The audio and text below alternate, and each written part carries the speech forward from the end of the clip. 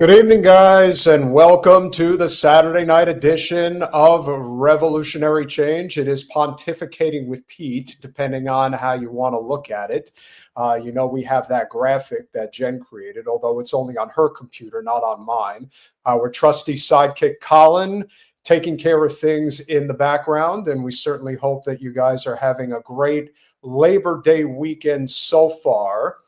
It's been really rainy and dreary here, which is perfectly fine because this is definitely more of the situation where you want to be speaking with all of your friends all over the country, all over the world, frankly. As you guys know, one of the key attributes to the growth of our channel over the past several months has been a much bigger international contingent of followers, which is great. And so very grateful for you all being here as always. Make sure that you smash that like button. Make sure that you're subscribed. Make sure that you share the stream. And let's have a great conversation this evening. I believe at the top of the hour, we are going to have a conversation with a special guest of mine.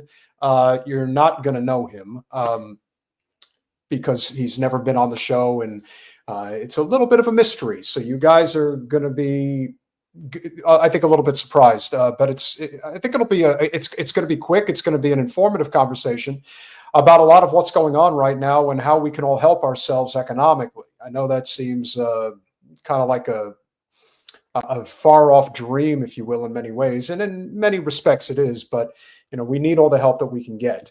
If there's one thing that we do know is that the propaganda is being dialed up to an 11. And one of the things that we covered, this is going to be an interesting night of conversation because we're going to be rewinding a number of topics that we discussed earlier in the week. Obviously, the responses that the corporate influencers, or should I just say corporate influencers, we're not very happy with the expose that was put out regarding their wheelings and dealings with a dark money group adjacent to the Democratic Party. We are going to get into that. We're also going to get into Taylor Lorenz, who I think in a lot of ways is very reminiscent of the reaction of a jilted lover, if you will, as we have discussed previously when it came to Chris Cuomo, when he attended the Democratic National Convention in Chicago and was pointing out to everybody who was watching, hey, those luxury boxes that you see up there? Yeah, those are $250,000 to $500,000 a pop. That was somebody who was in corporate media, got shafted. And as we all know, Taylor Lorenz was working for, I believe, some corporate media outlets for a time. Then the next thing you know, she's out and about on her own. And now she drops this story with Wired. And basically all they're doing is just trying to throw her under the bus, saying, yeah, you don't know what you're talking about. But she came with the receipts, and hell hath no fury like a jilted lover from political outlets scorned. At least that's what it seems like from where I stand. But with that said, there's a very important story that came up that cannot be ignored.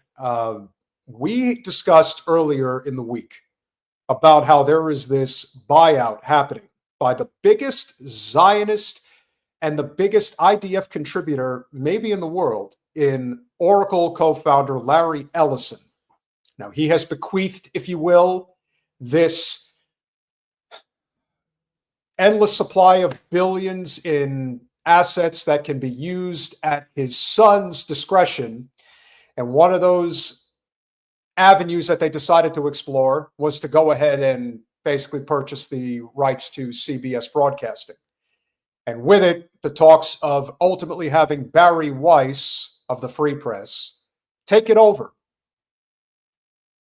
We are going to save the story of Olivia Reingold for Monday with Jen, because I know she's going to want to talk about that Zio-Nazi. But in this case, I want us to go directly to the source of exactly why a story like this has come about. It's a big deal. Now, this was brought to my attention a little bit earlier, and one would ask themselves, why are you purchasing CBS, and then why are you putting Barry Weiss in charge? Well, this would probably explain a lot as to why this has happened. I thought I was going there to help people.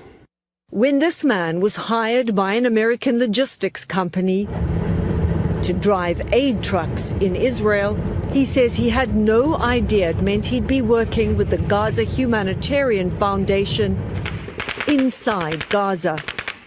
He asked us to conceal his identity, dub over his voice and change his name because he fears reprisals. We will call him Mike. He secretly recorded several videos, including this one. What you are hearing, he says, is the sound of gunfire from brightly lit GHF sites fired at Palestinians seeking aid. It took me 2 or 3 days to realise that they were actually shooting at people. They weren't shooting at combatants. So, did you think these were warning shots? No, it's indiscriminate. And who was doing the shooting? The IDF and the American security personnel. They've got... Ooh, ooh, ooh. So it isn't just the IDF doing it. Looks like we got a bunch of traitors in our midst in our military. That's pretty disturbing if you ask me. It's easy to just say that the IDF are the ones that are shooting Palestinians. It turns out, looks like we've got some soldiers of our own.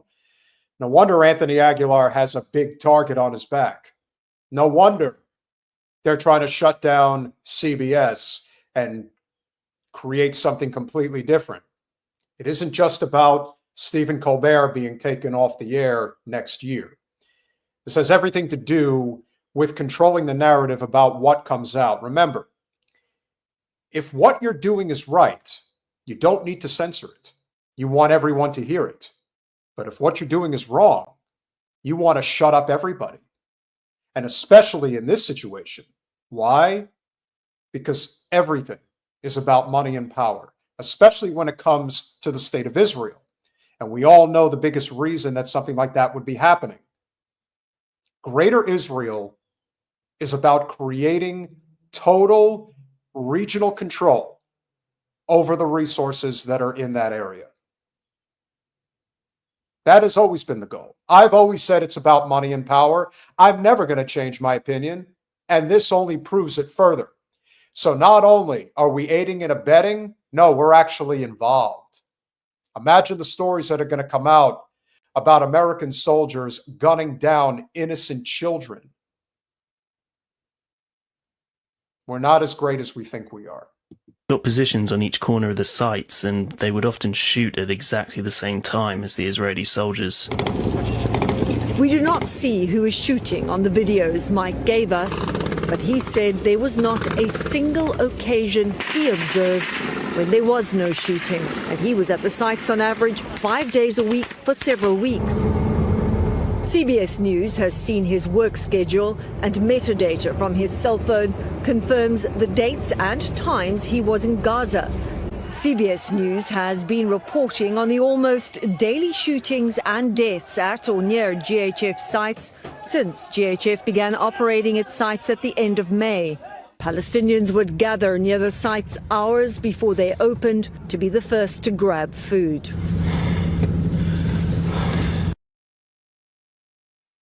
I mean, it's a cattle run. The whole point is cruelty, inhumanity, and to ensure that their goals are met. And the goal is Greater Israel. Now, you cannot afford to have reports like this dropped on one of the 3 major news networks. You can't afford it. Especially CBS. I mean, who at this point is watching CBS? A demographic that is still clinging to the Democratic Party establishment for dear life. That's who's watching it.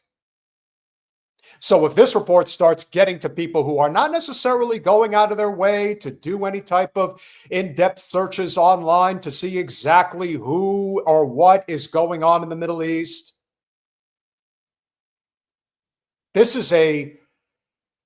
is a catastrophic report for CBS to drop in lieu of what the Ellisons are attempting to do right now, and then attempting to put Barry Weiss in charge of their programming, especially when it comes to foreign policy. You really think if Barry Weiss was overseeing CBS foreign policy reports right now, that a story like this would ever see the light of day on the air? I doubt it. I was breathing quite heavily because I'd never seen a crowd of people behave with such intensity and such desperation. What's the worst thing you experienced? I was brought outside the perimeter and I was tasked with cleaning up the remains of animals and some humans. What had happened is that there had been so much shooting that human remains had been left there, and the smell got quite bad. So the security contractors had complained and the IDF said it wasn't their business. So I was tasked with cleaning it, but I wasn't warned what it was.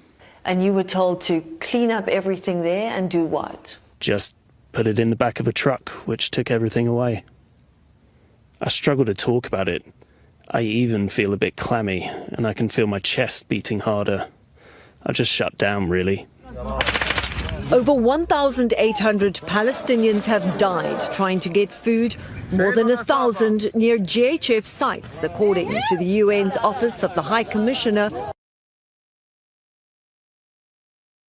I mean, that's just what we know of. Almost 2,000 desperate, starving people have been gunned down as a part of, I guess, what you would call target practice.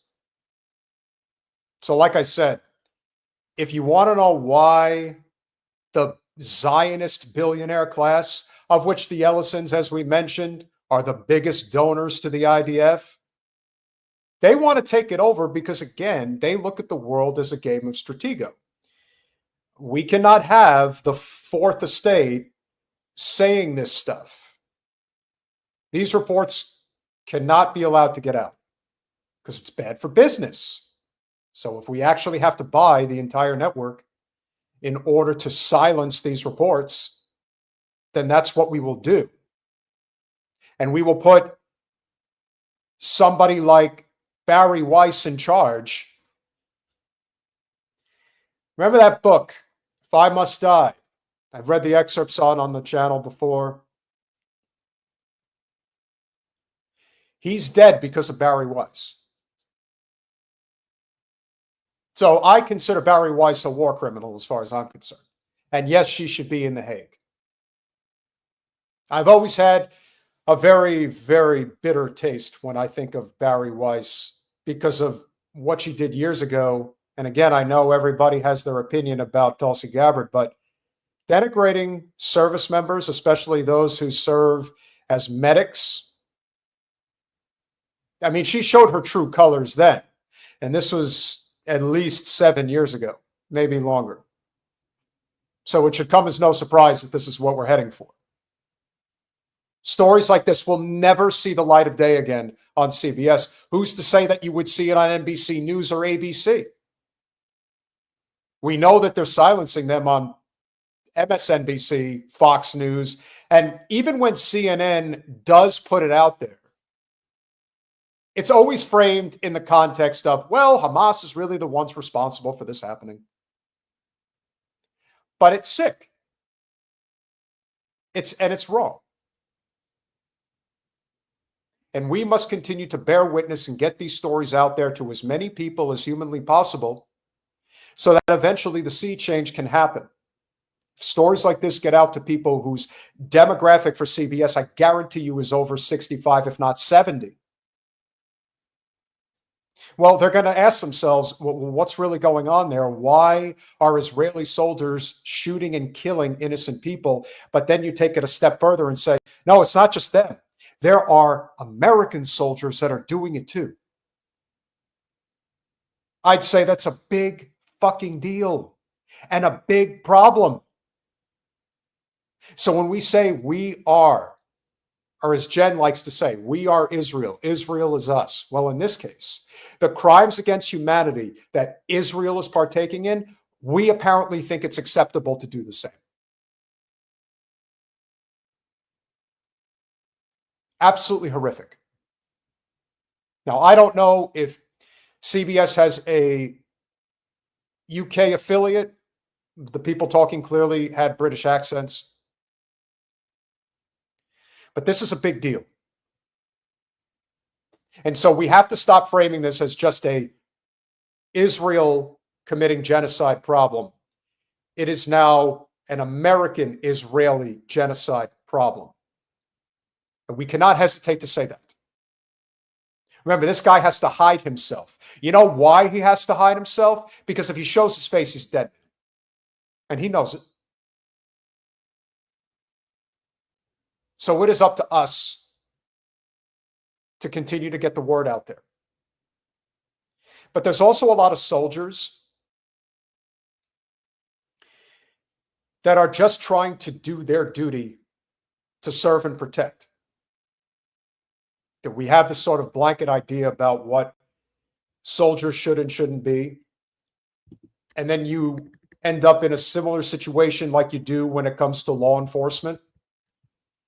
And there is this so-called code of silence in which you cannot speak in any way, shape, or form negative about anyone in a uniform, which I do not agree with. If you do wrong, you should be called out. There isn't this blanket idea that everyone who is in a uniform that represents the United States is somehow benevolent or is doing right. They're not doing right. In fact, a lot of what they're doing is wrong. And then you have ones that will go out of their way to try to claim the higher ground because they claim one person isn't necessarily loving America the way that they should. Now, Colin, I actually want to shift gears for a minute. I want you to pull up that clip that I just sent you. I feel that this story is important because it's been on my mind. And I don't know if you guys know who Aaron Lewis is.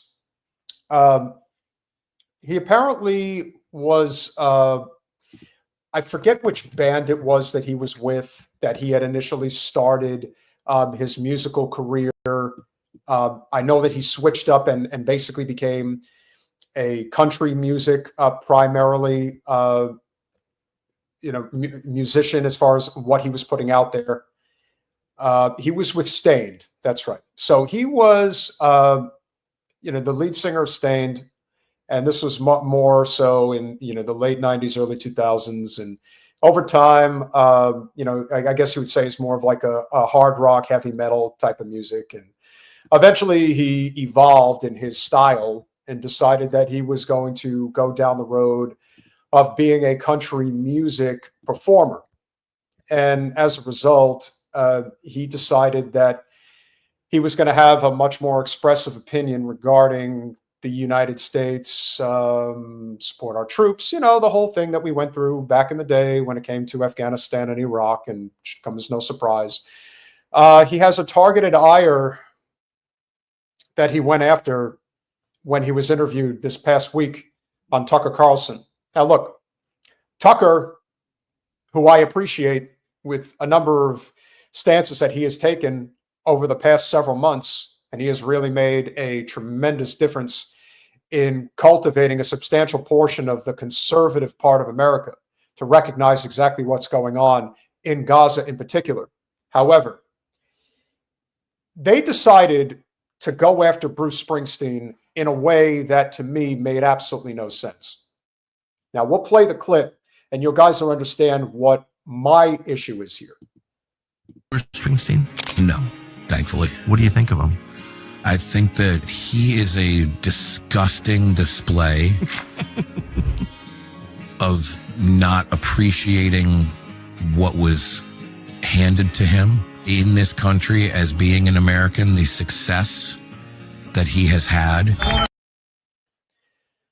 Okay, so right off the bat, for anybody who has followed Springsteen over the years, if there's one thing we can say about Bruce Springsteen, he made it on his own. He, in fact, sacrificed so much financially in order to get where he is that anyone who is suggesting that he isn't grateful or not appreciative of how he got there, that doesn't make any sense. The issue with Bruce Springsteen is that he's a coward when it comes to addressing the foreign policy that has been enacted by the neoliberal establishment of which he has become oh so very comfortable with over the past several years. But instead, Aaron Lewis wants to attack Bruce for not being rah-rah American enough. That's the issue you take with him. I'm sorry, but if you're going to go after Springsteen, You go after him because he doesn't speak out about issues that really matter. He's got very strong opinions when it comes to the Donald. He's got very strong opinions when it comes to endless war if a Republican is doing it. But ever since he decided he was going to be buddy-buddy with Obama, his entire trajectory in terms of his activism changed in a very substantial way. It's one thing to criticize Donald Trump. It's another thing entirely not to criticize Joe Biden or Kamala Harris, of which he did neither, in which he just swept all of their indiscretions under the rug, especially when it came to Israel. He's never said a word. To this day, almost 2 years in, and Bruce has never said a word about the genocide. Not a word. Yet Aaron Lewis wants to bash him because he sang Born in the USA. Born in the USA is not only one of Springsteen's greatest songs, it's one of the greatest rock songs of all time, specifically because he was misinterpreted the entire way. Everyone thought that it was wave the red, white, and blue. No, it was to speak out against the Vietnam War and the way we treated our veterans. No one had it worse. Bruce had a friend that he played in his first band with that was drafted into Vietnam, and he was killed.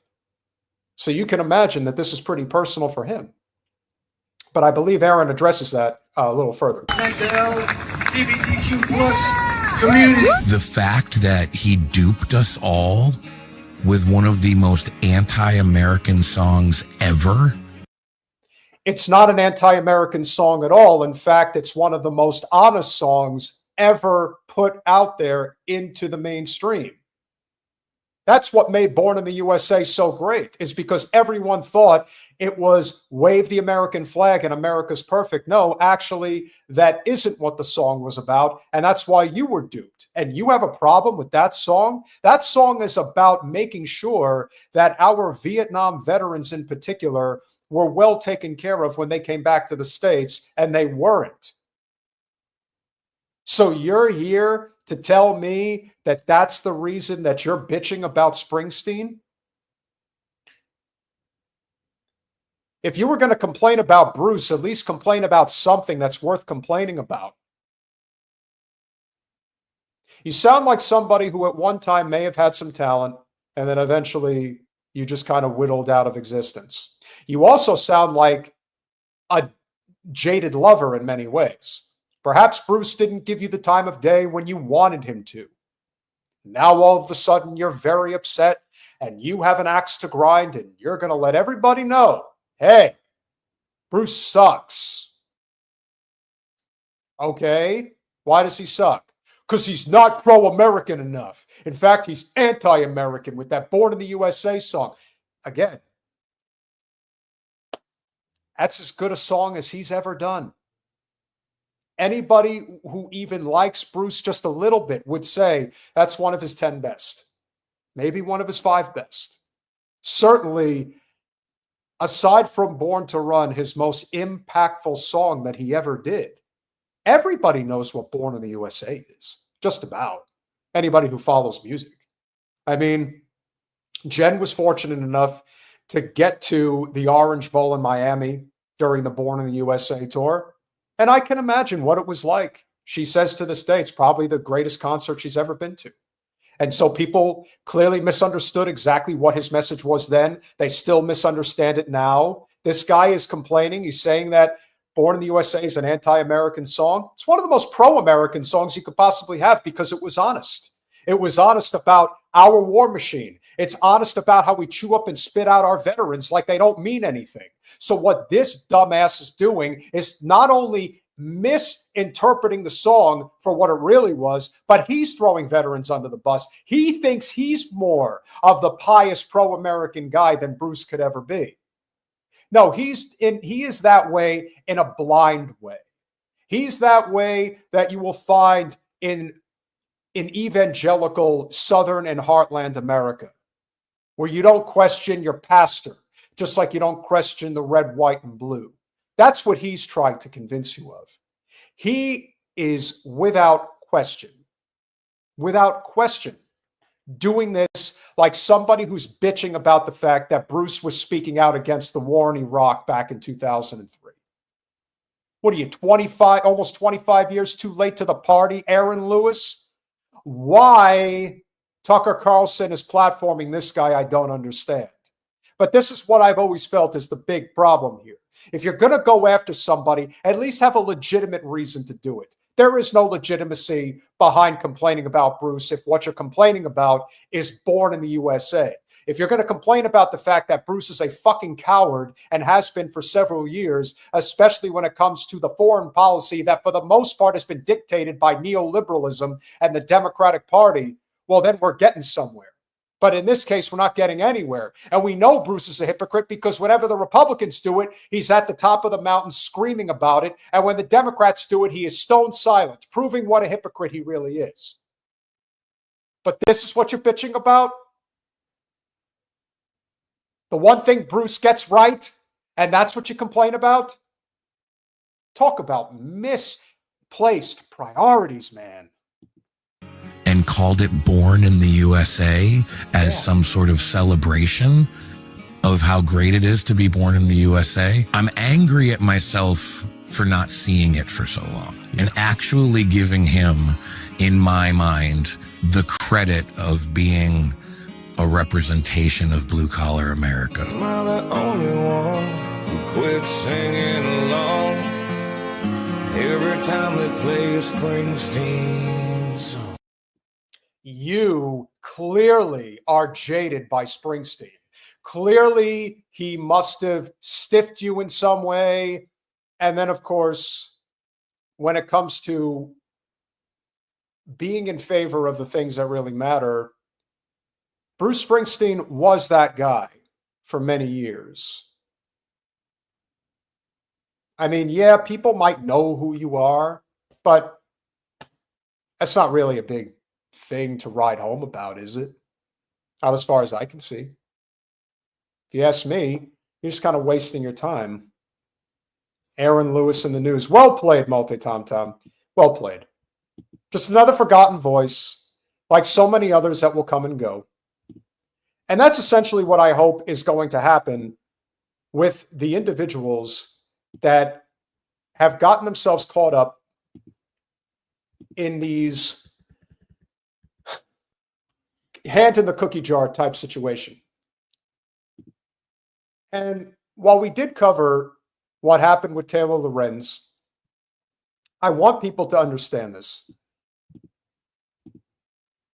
The reason why you are seeing all of these individuals, in particular, Brian Tyler Cohen, David Pakman, and Aaron Parnas, three very proud Jewish Zionists, keep that in mind. And the reason why they are coming out and shouting from the rooftops about Wired's wrong, they don't know what they're talking about. This is the level of copium that ends up happening when you are as guilty as sin. And they are guilty. And the fact that they decided to respond to Taylor Lorenz in the fashion that they did, to me, speaks volumes. It speaks to the greater problem here. There isn't an admission of, you know what, we messed up. We really shouldn't have done that. We shouldn't have taken that money. We'll learn our lesson. No, for them, it's defiance and it's denial, which is even worse. I would never be caught dead watching their shit. I just hope enough people that have been doing it finally recognize that that's not where you need to watch. And I'm not saying you all need to come to our channel. We're very grateful for everyone that's here. And don't misinterpret that this is a Democratic problem. This is a corporate special interest problem, whether you're on the red team or the blue team. And we all know Dave Rubin is a big sellout, and no surprise there. But as you will see, Brian Tyler Cohen kicks this off, denying, even though he is one of the founders of the 1630 Fund and oversees this organization, Chorus. And he, I guess, was the go-between with the dark money group to get this funded. So here's what he had to say in response to the article in Wired. At the risk of giving an internet troll more attention, I want to address a piece that Taylor Lorenz wrote yesterday for Wired. An initiative aimed at boosting Democrats online offers influencers up to $8,000 a month to push the party line. All they have to do is keep it secret and agree to restrictions on their content. Literally nothing in this statement is true. The article is about Chorus, which is a nonprofit that I helped found to build up a creator ecosystem, which everybody says they want, but few are doing. So who exactly are you recruiting to join your little club? Are you recruiting people that are actually going to rock the boat? Or are you just recruiting people that are going to toe the corporate Democratic Party line like every single person that is a part of this group? You're just a hypocrite. Again, I have never watched him. I've never listened to him. I don't give a flying fuck what he has to say.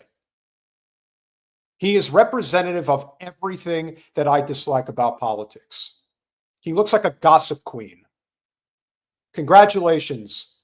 You figured your way into the club and you were willing to sell yourself out in order to stay in it. And now you have to do damage control. As much as I wish this is going to hurt them in some way, I feel that their audience is so captured that it's very much like the ride or dies with Trump who don't even question his relationship with Israel or his covering up for Epstein. There is no difference. Sycophantic, blind, and will stick around. Maybe some people will wake up and look for another outlet. I hope they will. But I'm not holding my breath. So let's hear what more copium he has to throw at the audience. So here's what Chorus is. It is a scholarship program to teach creators how to grow their accounts, foster engagement, launch their own shows, and become profitable on their own. It's an incubator program to build the pro-democracy ecosystem. Influencers and creators have never been more important when it comes to how Americans are consuming their news. The right has been doing this for years, and the left needs to catch up. That's why we're doing this with Chorus. So let's talk about what Chorus is and what it's not. Chorus does not pay creators for content, does not tell them what to say, it does not control who they talk to or work with, and there is absolutely nothing in the contract that could even be reasonably interpreted to say that we do. Okay, so that's a lie. And Taylor Lorenz has been on social media all day today pointing this out. And here's what I would say. If what she reported is false, where she is basically questioning the integrity of your very operation, that it is dishonest, and that you are being paid off, that you're being paid off. That's what she's accusing you of. I would think that that would be grounds for a massive lawsuit if it wasn't true. But guess what? There is no lawsuit. They are not doing that. This is a form of damage control. Everything he's saying is a lie. Right now, all of it's a lie. That this was a graduation course to teach people how to do this stuff, that is a level of cope that even Patrick Bet David would blush at. And we'll get to him later. Period. Full stop. I don't know a single creator who would willfully sign up for a program that would tell them what they can or can't say. That's not what this program is. We pay people to show up to workshops and technical trainings to optimize their content online. For example, we've got trainings on how to package content for YouTube, trainings on how to optimize audience retention for Instagram and TikTok, trainings on how to form an LLC. Again, there are zero restrictions on their content. And by the way, the program works. I think back specifically to George Carlin when he was accused by, I remember Horace Cooper on Bill Maher about, you think that there is this conspiracy, that all of these guys are in it together. And as George Carlin would say, there is no grand conspiracy. It doesn't need to be written down on paper. Everyone who understands the score understands what you can and cannot do. And what you cannot do if you are a part of the Democratic Party establishment, corporate hierarchy, first and foremost, you cannot talk about Palestine, ever. And if you do, it is strictly as a throwaway line. Nothing in depth and certainly nothing to question Israel about. Cohen's guilty of it. Giuliani's guilty of it. Politics Girl, Midas Touch, David Pakman, Aaron Parnas, Real Patriot, all these guys, all of them, they all know what the score is. And they know that if they play by the rules, they'll get the job. Jojo from Jersey, Harry Sisson, and his butt buddy partner, I forget his name. It's a small club and you're not invited. And frankly, I wouldn't want to be invited. I would never sell myself out like this. To get on my hands and knees and blow the Dem establishment 24/7? I mean, there's a level of cuckery that I understand that people are willing to put up with, but for God's sake, this is freaking nuts. In just 2 months, our cohort has added a combined 6 million followers, that's not including me, and seen their views and engagement grow. That is the point of the program. So here's something else that I really want people to understand here. If you are a mark and you do not actually play by the corporate special interest rules like our channel does, we will grow, but only because of the engagement that the people who already follow our channel are willing to do in order to get it out there. We have videos where we get 1,000 views and 300 likes and at least 150 to 200 comments. You know what that means? That means that the channel is suppressed and it cannot actually get out there and catch the algorithm. Every once in a while it happens. We'll get a 50,000 view clip, a 60,000 view clip. And again, more often than not, it's by dumb luck. Now, with what he's talking about, he's not talking about how it actually occurs where you get to build up your audience, hundreds of thousands of viewers at a time. You know how that happens? You have relationships with engineers at Google. You have relationships with people who know exactly how to place you on the algorithm. They tell you exactly what the story is, what the topic needs to be, the length of the video, and away you go. And that's what moves it. He is out there. David Pakman is a prime example of a wet paper bag can be successful on social media and all these major sites, including YouTube. Why? Because they follow a pattern. If you follow the pattern, you will be successful, even if you are the most bland personality in the history of the world. Doesn't matter. Could you imagine how much our channel would blow up if we actually caught the algorithm on a regular basis? But we're not going to, because we tell the truth. And telling the truth is a very dangerous thing to do, especially today. You think a guy like this ever tells the truth? He tells the truth for people like Debbie Wasserman Schultz, their version of the truth. That's who he's there to appease. Not the everyday people who are in desperate straits right now. No, it's to appease corporate special interests so they can have their money and power. And that's why he's doing this, because he's scared shitless that people might actually get onto what he's about. And then he's going to lose support. And we all know how much they cope when they lose it. Teach creators how to be effective with whatever messages they want to promote. And with regard to keeping it a secret, there is a standard confidentiality clause in the contract to protect the privacy of the creators. On the literal first day of the program, it was made clear to all of the creators in our kickoff session that they were absolutely free to talk about Chorus. And we immediately followed up to confirm that in writing. Creators have videos about Chorus. They've got donation links to Chorus in their bios. I myself have made videos that were posted all over the internet about Chorus that reached hundreds of thousands of people. It is not a secret, and it never was. There's the implication in the article that this is some arm of the DNC or the Democratic Party. We have literally nothing to do with the DNC. I spend 0 minutes of my day thinking about the DNC. I mean, I'm still waiting for a kernel of truth that this guy's going to throw at us, but he clearly doesn't want to do it. You're telling me that when you are interviewing the President of the United States, when you are interviewing Senator Cory Booker, you're telling me that you have no attachment to the Democratic Party whatsoever? I mean, I know some people were born yesterday, but he is playing on this idea that people are absolutely incapable of thinking for themselves. That whatever the audience says, they will listen. That's what he's doing. He's implying that people are too stupid to think for themselves. That's what he's saying. The creators do not toe any party line. How could we? There isn't a party line. Creators are absolutely allowed to speak out against the Democrats, and in fact, plenty do. And frankly, Chorus creators should and do criticize Democrats when they suck, and quite often, they do suck. I've seen posts saying that this is APAC funded, which couldn't be further from the truth.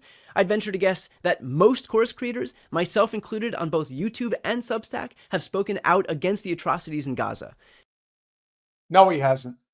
And in the context that he does it, he never has ever taken the Democratic Party to task about the role that they have, which is even greater than the role that Trump is doing right now. This could have ended. I mean, honestly, like Jen said, the whole situation in Gaza could have ended within a matter of weeks. Just like Ukraine, same thing. But nope.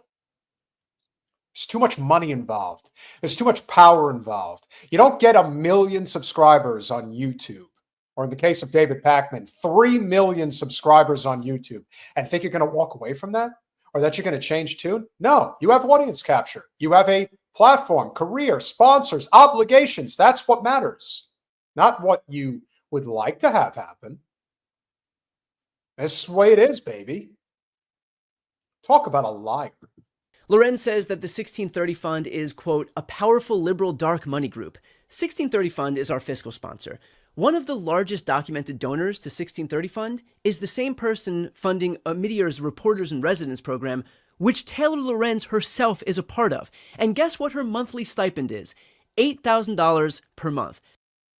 As I've said before, and I will say again, anybody who knows this channel and has been following us knows I have zero love for Taylor Lorenz, that Nepo baby who is probably a jilted lover and wanted in on whatever this network was. They didn't want her, and she decided to do research and throw them under the bus. As I said, very similar to the expose about the Democratic convention, where jilted lover Chris Cuomo decided to blow the whistle on exactly who is funding the party and what it costs to actually go to the events, which is why when you have Mrs. Walsh and her I've Had It podcast, she's just a hypocrite. She's full of shit and she doesn't care. How do I know? Because she was up there in those luxury boxes with Dan fucking Goldman, one of the biggest Zion-Nazis in all of politics, forget Dem or Republican.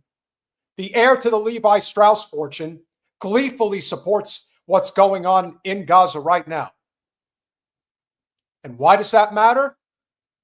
The only way we found out about it is because, again, Chris Cuomo was thrown under the bus by the establishment and he decided to take it out on them. You know what? There's a really good chance that Taylor Lorenz was also jilted by the actions of, let's say, Brian Tyler Cohen. And that's why she decided to write this article and basically spill the beans on what these secluded networks are all about and why for the life of us, we can't understand how the hell they get so big. Well, now you know why. And now you know why we're aware of it. Anyone who thinks that Taylor Lorenz's hands are clean doesn't understand how this stuff works. So she's criticizing an entity that is funded by someone that she is currently taking money from. I guess it's okay when Taylor Lorenz gets paid, but no one else. The monthly stipend that we offer is so that creators can do this work full time. We've had numerous creators in the cohort quit their jobs so that they can focus on creating content full time. That is what we want. I'm really proud that we can give creators that security for as long as they're in the program. We want people to create pro-democracy content full time, and we want to make sure that they can afford to pay their rent and their bills while doing it. Yeah, he really cares. You will never hear these guys talk about the real problems like private equity, REITs, the fact that the corruption when it comes to housing in this country is so much worse in the blue areas than the red areas. But he's not going to talk about that.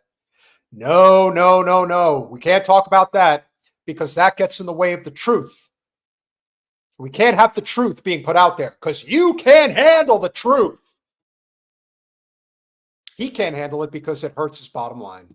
If I could have cohorts with 1,000 people in it so that everybody could be part of the program, I would. For everybody saying that they would like to be part of the next cohort, we would love for you to apply. That's our whole goal. It's to build up an army of pro-democracy content creators who can speak authentically about the issues that they care about and be able to do it as effectively as possible. I should note that while I started this program, I have never and will never get paid. I do this 100% as a volunteer. Okay. I don't have the goods to verify whether he's full of shit or not, but I can assure you that if he is saying this, remember, can anybody check for me how many subscribers on YouTube Brian Tyler Cohen has and what the average view count is of one of his videos? Claims that he's not getting paid by the 1630 fund. Okay, maybe that's true. That's possible. It is possible that he isn't being paid by that. But you want to know how much money he's making off of his YouTube channel alone? You know how much money that is? Brian Tyler Cohen is making at least $1 million a year. So when he's out there saying, I don't take any money from the 1630 fund, I do chorus as a volunteer because I care so damn much. You know why he's saying that? Because it's probably true. Because he's already wealthy and he doesn't need to take that money. He is just like the president of the United States. I'm totally not taking the salary. I'm going to donate it to charity. That's where it's going to go. That's exactly what he sounds like. Same thing. I'm totally making my family billions of dollars more with all my underhanded dealings. But hey, I'm not going to take that $400,000 a year salary because I don't need it. It's for the people. Let's give it back to the people. Great people. And that's exactly what Tyler Cohen sounds like. Same fucking thing. I've never earned a dime from Chorus, and I never will. I want every dollar that we raise to go to creators so that they can do this important work without spending 8 hours a day working at some different job.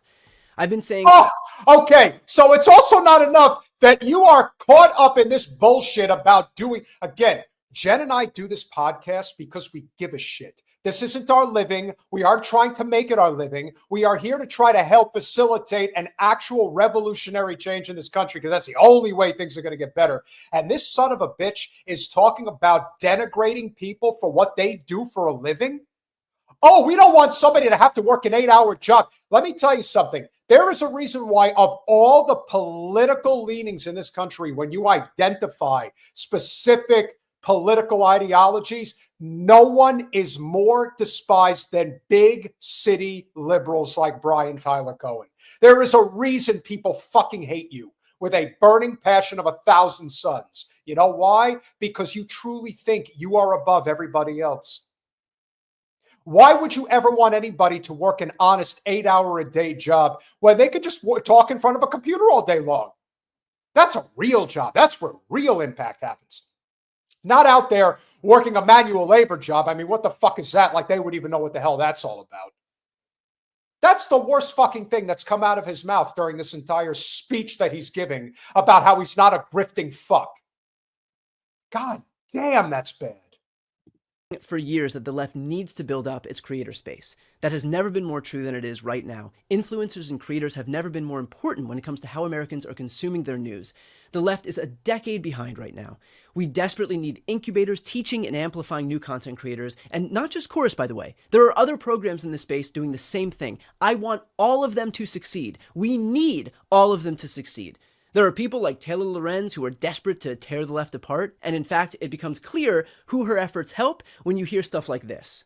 Genuinely, I kind of like Taylor Lorenz because I know that she actually believes what she says. Do you get what I'm saying? So yeah, I generally don't align myself with friends of Tucker Carlson and Candace Owens. So now it's all about, well, they play for the red team, I play for the blue team, and that's the reason I don't like her. Again, I don't like Taylor Lorenz at all. And you know what? I believe every word she says, every word about you. And I bet everybody else does too. Well, anybody with a thinking brain, that is. I continue to believe that the left needs massive investments into the independent media space. I'm really proud of the program that we've built. I'm really proud that we've allowed creators to do this work full time. I'm really proud of the independence that they have to say whatever they want to say in whatever way they want to say it. I'm really proud that our creators are seeing their channels and their pages grow. My goal is to see an army emerge from the left to take on what's happening on the right. Taylor Lorenz and Republicans don't want to see it, but we do. If you also want to get in the fight, apply to the program at wearechorus.org. You know, the big difference, the biggest difference, I mean, obviously there's a lot of differences for sure, But the biggest difference between Taylor Lorenz and Brian Tyler Cohen is Taylor Lorenz talks about Gaza a lot. And you don't talk about it at all. And we know why. Taylor Lorenz, for her luck at life, was born into an affluent family, and she doesn't necessarily need this. This is a passion of hers, and she cares a great deal, and she is willing to put herself out there and say, yeah, I support the liberation of the Palestinian people. You will never hear Brian Tyler Cohen say that for two reasons. Number one, he is still a Zionist, no matter what he says. And number two, he is paid not to care. In fact, as I've often said, I prefer conservatives to liberals for this reason. With conservatives, you know where they're at. You know what they think. They aren't going to hide it. And we're going to get to Rathbone and Misfit Patriot later on in the evening.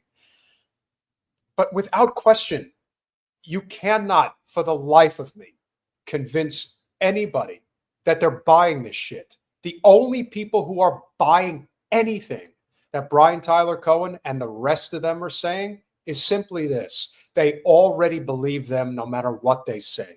They aren't attracting new people. All they're going to do is lose more people. That's what's going to happen. And it'll happen quick. So just be aware. Stop watching corporate media. Start following independent media. That is the only way this changes. And if you are nice enough to be here and support our channel, we hope that you will go to patreon.com/revolutionary change for as little as $5 a month. You could become a supporter of our small but mighty and growing channel. We've got 250 live stream viewers right now. Guys, if you haven't smashed that like button, please make sure that you do. Please make sure that you share the stream. And please make sure that you are subscribed. You know, a lot of people get kicked off of the subscription on our channel constantly as well. So keep that in mind. That is a big deal. Sean R., thank you for the $20 super chat. And just to say thanks, if that's why you want to contribute for that amount, we can't thank you enough. Again, we say we're small, but we're mighty because our channel is mighty, because of the people who support us are mighty, because they believe in what we're doing. And the consistency of our viewership is what allows us to grow steadily. When, like I said, we're not going to catch that algorithm. We're not going to be informed by some engineer at Google who's going to tell us exactly what to do. You know, we do this because we care and we are grateful. So we thank you just the same. Kenman with the 279 Canadian A. Peter, how do you know Jen? Well, Jen and I met back in 2016 on Tim Canova's congressional campaign against W. Wasserman Schultz. That is how we met.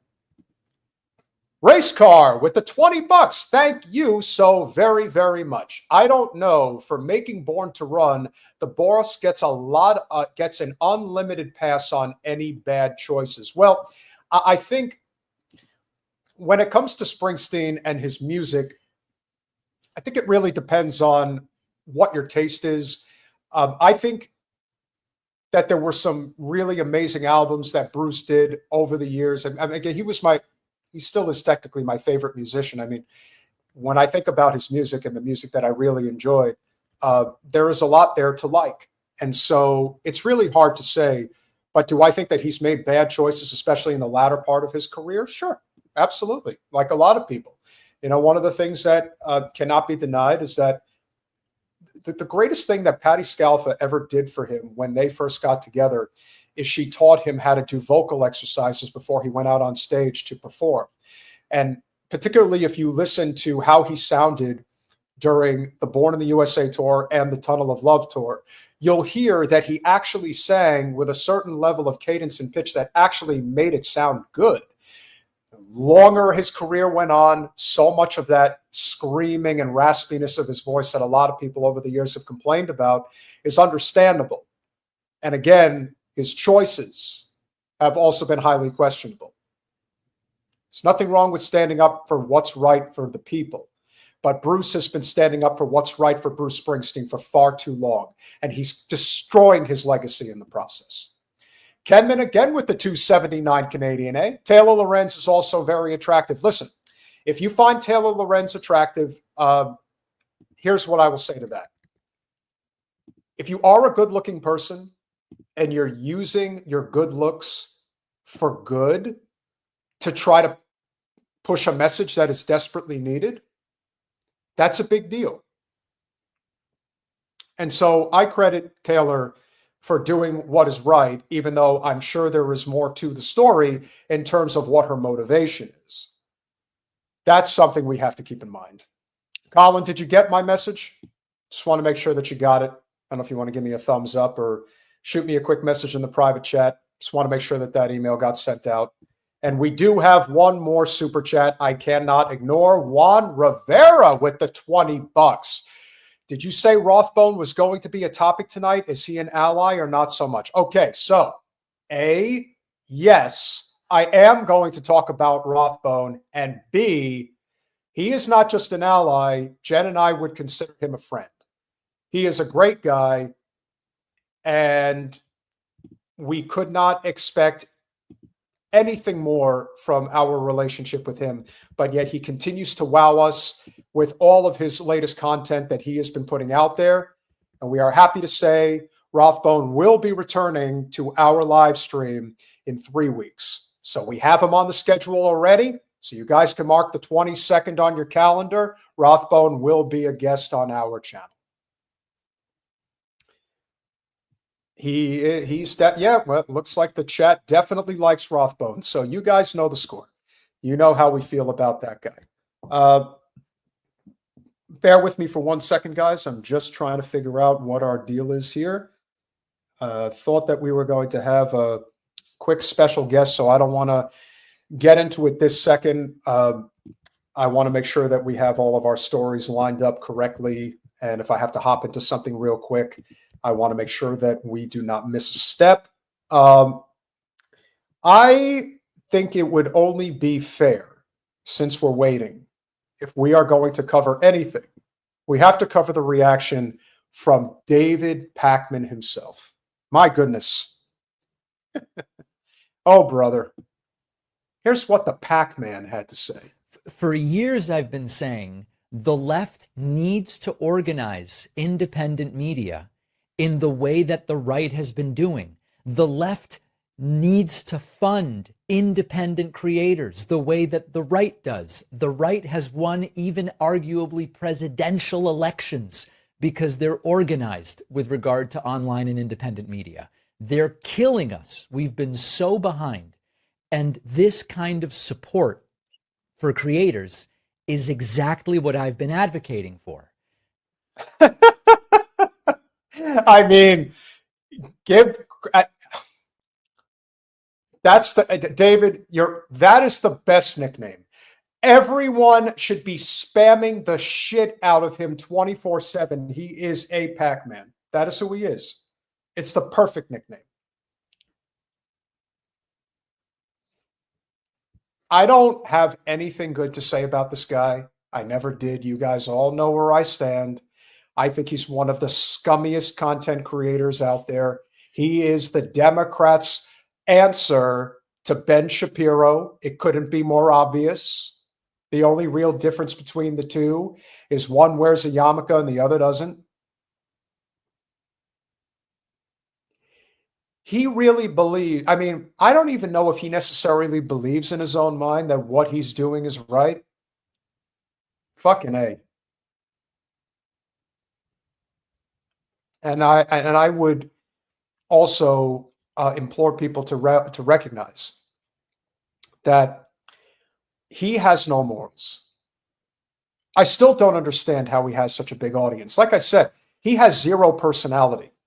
In fact, it's so obvious why he gets what he gets. Colin, can you just grab that sheet that I sent you that shows all of the sponsors that Pakman has? This ridiculous cadre, murderer's row, if you will. It is incredible that a guy like this is able to get away with what he gets away with. But again, the reason why he is as successful as he is because he is ready, willing, and able to sell out to the highest bidder. And that's what he has here.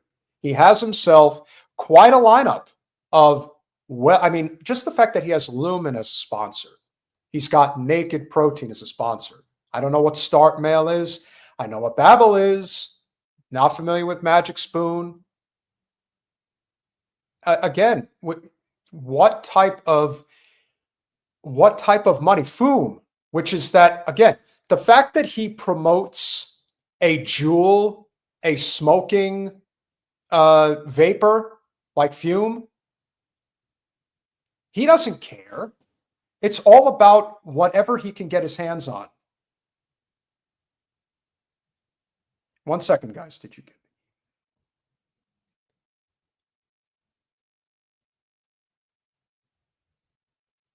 So if you see this list, what you see is somebody who, again, lies for a living.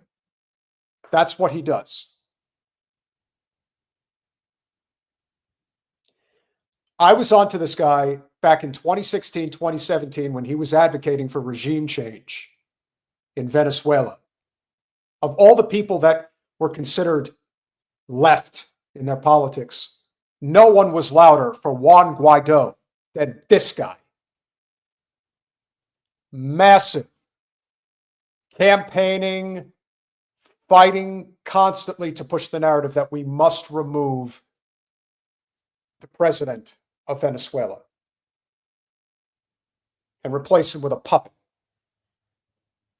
And anyone who thought he was worth listening to. Again, I think what ended up happening with Pakman is he ended up connecting with somebody who was probably connected to whatever the news is that makes the rounds, particularly on MSNBC, MSDNC, MS Now, whatever it wants to call itself. And ultimately, that's what ended up happening. That's how he made it. Because again, I don't know anybody.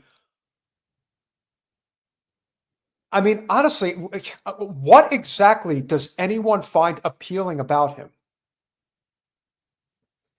I don't know.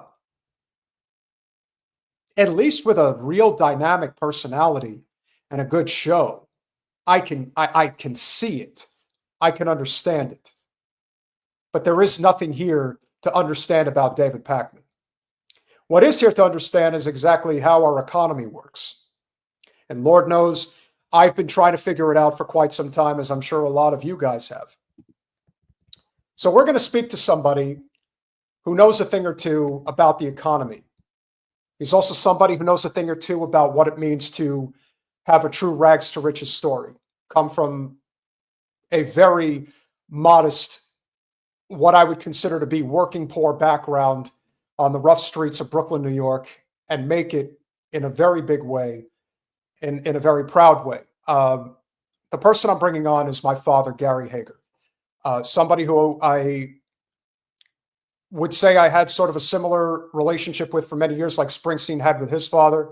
But I realized years later that I am the person I am today, in large part because of him and because of my late grandfather, Antonio Michael Vaculo, who I miss every day, which is why I'm always grateful to have these opportunities. And as Pop has said, he wants to share some knowledge on our channel. So we're happy to have him. How's everything going over there in New Jersey, Pop? It's great, Pete. Thanks for having me on. Sunday night, Saturday night feels like Sunday when we ever have a 3-day weekend. But it's good. The weather's beautiful. A transition over to fall.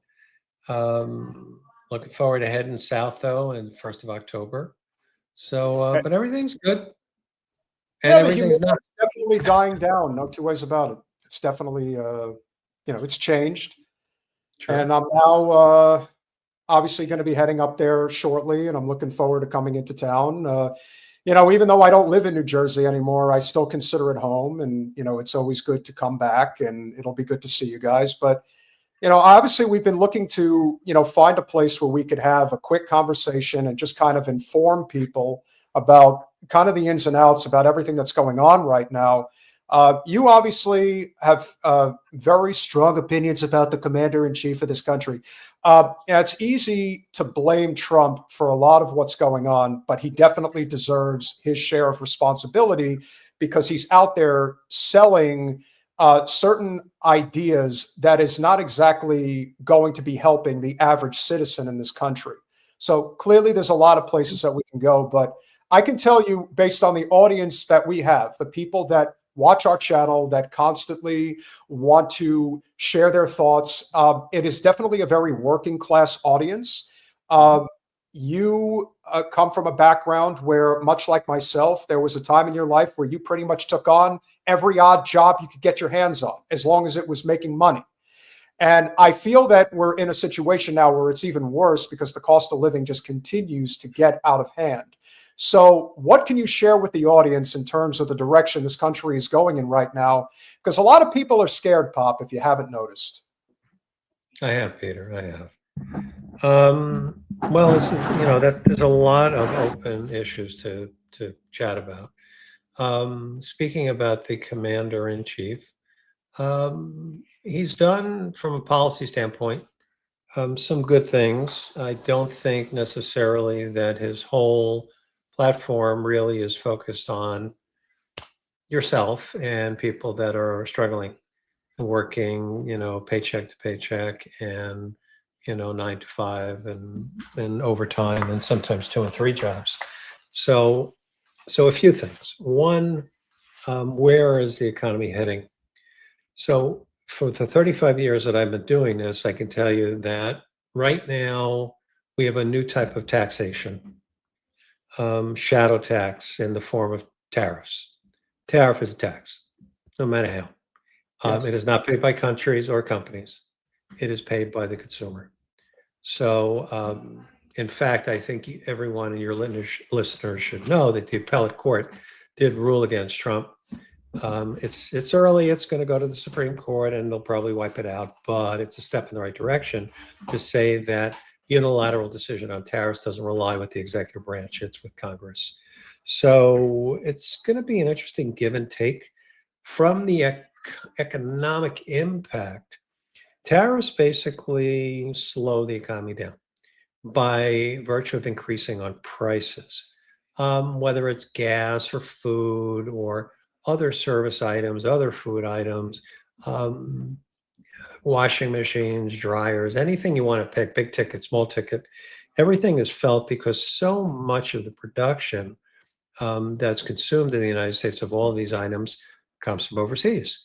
So that being in place, people have to realize that costs are going up. It's as simple as that. Can it be stopped? Yes, it could. Trump is not going to stop it. He could be stopped. I say still put it back in the hands of Congress and let them decide. Okay, that's one thing. Second thing is we're on what's called a long tail bull market. What that means is that over the last decade or so, the markets in general have just gone up. There is a widening gap, as everyone knows, and I'm sure you've mentioned it, between the haves and have-nots, between the very rich and the very poor, and it is only accelerating. Part of that, I'll put on the political hat a little bit, is that the cabinet and senior officials in the Republican Party primarily are billionaires. So they're going to act in self-interest first, unfortunately. And right now, things that I know you've been passionate about, such as healthcare for all, you can basically say that is basically dead and buried under the current administration. Kiss it goodbye. Sorry, Pete? Kiss it goodbye. Yes. So for now, listen, there's things have a way of coming around, but thankfully we'll only have to deal with Howard Lutnick for another 3+ years. Possibly. Perhaps the annuity tables will catch up to him and President Trump sometime soon. Yeah, we know. But I think Lutnick keeps himself in better shape. Trump, I don't think he would know what a treadmill was if he fell over it.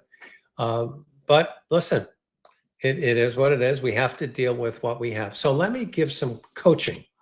Let me tell people what they should try to do in order to kind of have financial stability. Classic, don't spend more than you earn, of course, but there's an important element to becoming financially stable. and that's savings. And I know it's very hard sometimes. People basically look at the end of their checkbook after they've paid all their bills and they go, there's nothing to save. What do I do? And I would encourage you to do things like you've done, Peter, over the years, which is be more frugal than others. Live less expensively. Stop watching, celebrities and athletes basically flaunting wealth all around and saying, I need some of that, or that I'm going to live high on the hog.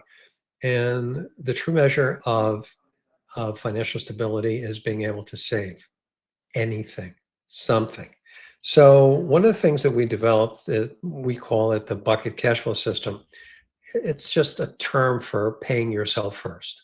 So if I could reach out to your audience now and say, what is the least thing that you should be doing in order to, one, make ends meet, and two, be able to put a few dollars away for a rainy day? And that is to get a good handle, first of all, on your total income, projected, actual, and write that down. Then look at what your effective tax bracket is and minus that out. And now you have your net income. Now you've got to start taking your numbers off of that. And your numbers that'll come off of that are going to be rent or mortgage, gas, heat, food, whatever. You know the list. Everybody has things that basically makes up part of their lifestyle. So that's a number there. Now, if you find that that number is in excess of the net number after taxes, it's time to make a change. And what changes? There's only two changes. One is try to earn more money. Can you earn more money? 3, spend less. If you can't, then you are in a position where you might be able to look at food programs and other sorts of available entitlement programs where you can get help with food and living and a bunch of other things, which I'm sure you may have brought up in your prior podcasts. Well, I always tell people that if you are struggling financially, the first thing that you have to do is learn how to cook if you don't already. One of the easiest ways to save a substantial amount of money is to be able to cook food. And if you can store food. And when someone says, well, I don't really have the time to do that, my answer to that is always find the time. And if that means that you have to pick a few hours on, let's say, a Sunday evening for 3 hours, you meal prep for the entire week. You get what you need. You get a couple of packages of Tupperware. You store it in the fridge or the freezer. And that's what you do. And surprisingly, believe it or not, guys, you could be saving as much as probably $400 or $500 a month easily on food by prioritizing that one piece alone. There's other things that you can do too.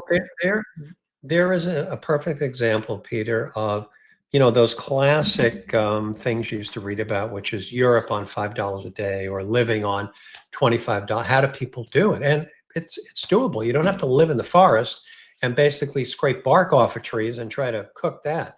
There's something in between. There's something reasonable. So the first thing, again, you need to have an assessment of where your money's going, which we talked about already. And then let's now assume you've done that. And at the end of the day, there is $100 left for savings. I'm picking a number, for example, now. So now you've got a income number, a tax number, an expense number, there's $100 left over. Okay. So next month, what you're going to do is you're going to pay yourself first. So if you do this, if you take that $100 at the beginning of the month, put it in the bank, put it in the brokerage firm, okay, you have just saved $100 along the way to financial security. Forget about independence for a moment. Because the one thing most people don't have, Peter, is they don't have an emergency fund. They lose their job. Probably 85 to 90% of this country does not have that. So I'm walking up the path of find a savings. So I'm going to assume for a moment the person has no savings. Let's just assume. So now we could save $100 a month. Let's say our expenses are $2,000 a month. Just let's pick a number now. $2,000 a month. We need $12,000 minimum in the bank in order to protect 6 months of income in case expenses in case we lose our job or we get disabled. So that's your first target for that savings that you have. But note this, the next month, when it's time to write out checks for rent or mortgage or the gas bill or the car bill or whatever all your bills are, the first check you write out is for your savings. Pay yourself first. Why can't you do that? Let's say you pay that $100, you put it in your bank, and now you pay all your bills. And you know what? Lo and behold, at the end of the month, because you've been frugal and listening to Peter Hager and cooking, you now have another $100 left at the end. Guess what you're going to put away? Another $100. You will now have $200 in. You're a month ahead. And now when the next month starts, once again, as you pay your bills, and most of us, we may pay bills sporadically. But what I do, and I encourage people to do, as bills come in, put them in a neat little pile by your computer and pick a day every month to pay your bills. The first one that's on top again is Peter Hager, Gary Hager, John Smith savings account, $100. If you just focus on this one thing, you will find that in a relatively short period of time, you will have mounted some savings. And it's really nice to look at after a while, where you have $100 becomes $1,000, becomes $5,000, et cetera, et cetera. So what do you say to people who do not trust the banks? And Lord knows I don't either. What would be your recommendation in terms of where you put that money if you're not putting it in, Chase or TD or it's any of those, et cetera? Well, let's unpack that a little bit more. What do you mean when you say you don't trust the banks? People don't necessarily trust. Well, here's the other thing. We're not going to get too deep into politics, but for example, when it comes to the spending of the banks, particularly when it comes to our foreign policy, especially with what's going on in Gaza, what's going on in Ukraine, what could potentially go on in the Southeast Asia, there's a lot of things that people need to take into account, that the banks ultimately are using the money we put in there for purposes that we don't necessarily control. Is there any alternative that is there where you could say, all right, well, maybe this is a better option. Maybe you could be investing this way. Well, you're kind of taking on commercial banks, large banks. And what I would tell you is your local savings and loan is not dealing with money for Gaza. That's true. Second, your local union. So if there are union that they have a charter to be able to create their own bank. So the carpenters union or the electricians union, not all of them, but some of them have the ability to save within their doors. You can also go to a particular small regional brokerage firm. So here's what I would say, working backwards, is work with the small family mom and pop shop. And that way you don't have to worry about some political ideology going sideways. It's a good point. Last thing I want to talk about before you go, which I think is important, for somebody who has succeeded in capitalism, I want you to share a thought as far as how you would change the system to make it better. I personally think if there is one area of this economic system we sit in today, which I think is cratering in many ways, I do think that private equity is probably the worst of the guilty parties. I mean, obviously we have insider trading. We have a corrupt, broken government system in which our elected officials, especially at the federal level, are completely engulfed in corporate special interest control. But when it comes to the three big ones, particularly Vanguard, BlackRock, and State Street, I believe that there is a level of control that private equity has over our system that is simply not only unsustainable, but it's actually causing such a global problem that we are now seeing the rise of BRICS. Brazil, Russia, India, China, and South Africa. And then obviously a lot of other nations are coming on board with this. Of course, the big UN meeting, the 70th anniversary, which is taking place in a few weeks in Manhattan, I think is going to be a huge deal. I think there's going to be massive protests there. So I'm curious if you think that private equity is the element of the capitalist system that sits today, that if we were to remove it or regulate it, that would actually help mitigate a lot of the problems that exist right now. Capitalism, Peter, it's a bitch. When you give people basically free rein, they're going to figure out ways to kind of take as much as they possibly can, whatever method they possibly can. And then when they have large amounts of capital like they do today, more than ever, the wealth is concentrated among the very few. It's very hard to come back from that. Capitalism, I believe, just getting on my soapbox for a little bit, is about run its course in the United States. You know, the ideology and this particular ideology has a tendency to last about 200 to 300 years, somewhere in there, before they get sloppy, shiftless, take over, basically move out and basically decide that they run everything. Think of Catherine the Great, think of Marie Antoinette, think of Donald Trump. People that basically say more, mine, I can do anything I want, and then surround themselves with all the other people saying the exact same thing. Yeah, but that's happened throughout history. The difference is that there's too many people aware of what's wrong now. And not only are they not shifting course, they're actually doubling down on what they've been doing, which to me says it's inevitable that something significant is going to happen in this country. Well, here's where I potentially see that, and I appreciate the soapbox. I believe that Trump's MAGA minions have a lot of guns and a lot of weapons and a lot of ideologies, that they believe that Trump is the leader for them. What they are, I think, slow to realize is that he doesn't care anything about them. They are basically just a means to an end. When it turns, and I don't know, Pete, if it's going to be under my lifetime, your lifetime, I'd say the higher probability is your lifetime, is that there is potential revolution, insurrection. And you can say, well, wait a minute, the government's got all the tanks. And I would also say to you that there are people within the high command, there's people within the chiefs of staff, there's people within the military that just like, you know, a shadow government, something could happen. So what will prevent that? Honestly, somebody waking up and saying that this is not the way things should be and becoming really a true leader for both the downtrodden and the affluent.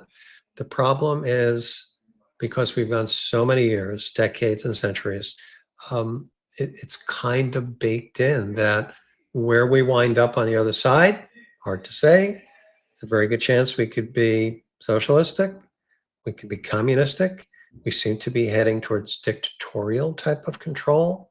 But that's going to be the short pause from democracy to ultimately something that's more social, a better social order. So it still brings us back and circles back to your first question, which is, what can people do that are struggling right now? You hit one thing on the head, which is lay out all your expenses, be more frugal. Don't be afraid to list them down. Don't be afraid, by the way, to use what I consider to be a wonderful resource these days, which is OpenAI and ChatGPT, because you could say, for example, to ChatGPT, you know, I'm listing out all of my expenses. I really want to get my budget under control. Can you tell me, just so I don't miss anything, would you give me a list of things I probably spent my money on?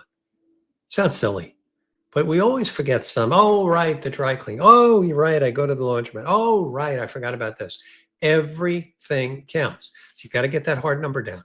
Then your earnings, listen, if you get paid by the hour, you get paid by the week, however you get paid, the numbers have to fall onto that same page. And finally, you have your taxes, and it is very easy. And here again, I'll harken back to chat. You'd say, well, I'm not sure what my tax rate is. Ask chat. Chat knows. And finally, now you've got something to look at and say, what is the end result? Money in, taxes out, expenses out, what's left? Discretionary income. Do I have anything? If I don't, time to refigure. What can I do? Peter, you've done an example, I've seen it over the years, where you've moved into locations and rented specifically with the idea that I just need to do this for a little while when things are tough, so that I can ultimately come out on the other side fresh, clean, and with a few bucks to my name. And as things improve, whether that's changing jobs, finding a way to get paid more at what you do, if you're in sales, for example. And obviously, I don't want to move in too many tangents for tonight's call. I know you got more to do, but those are the things I would leave everybody with, what we talked about Thank so you. far.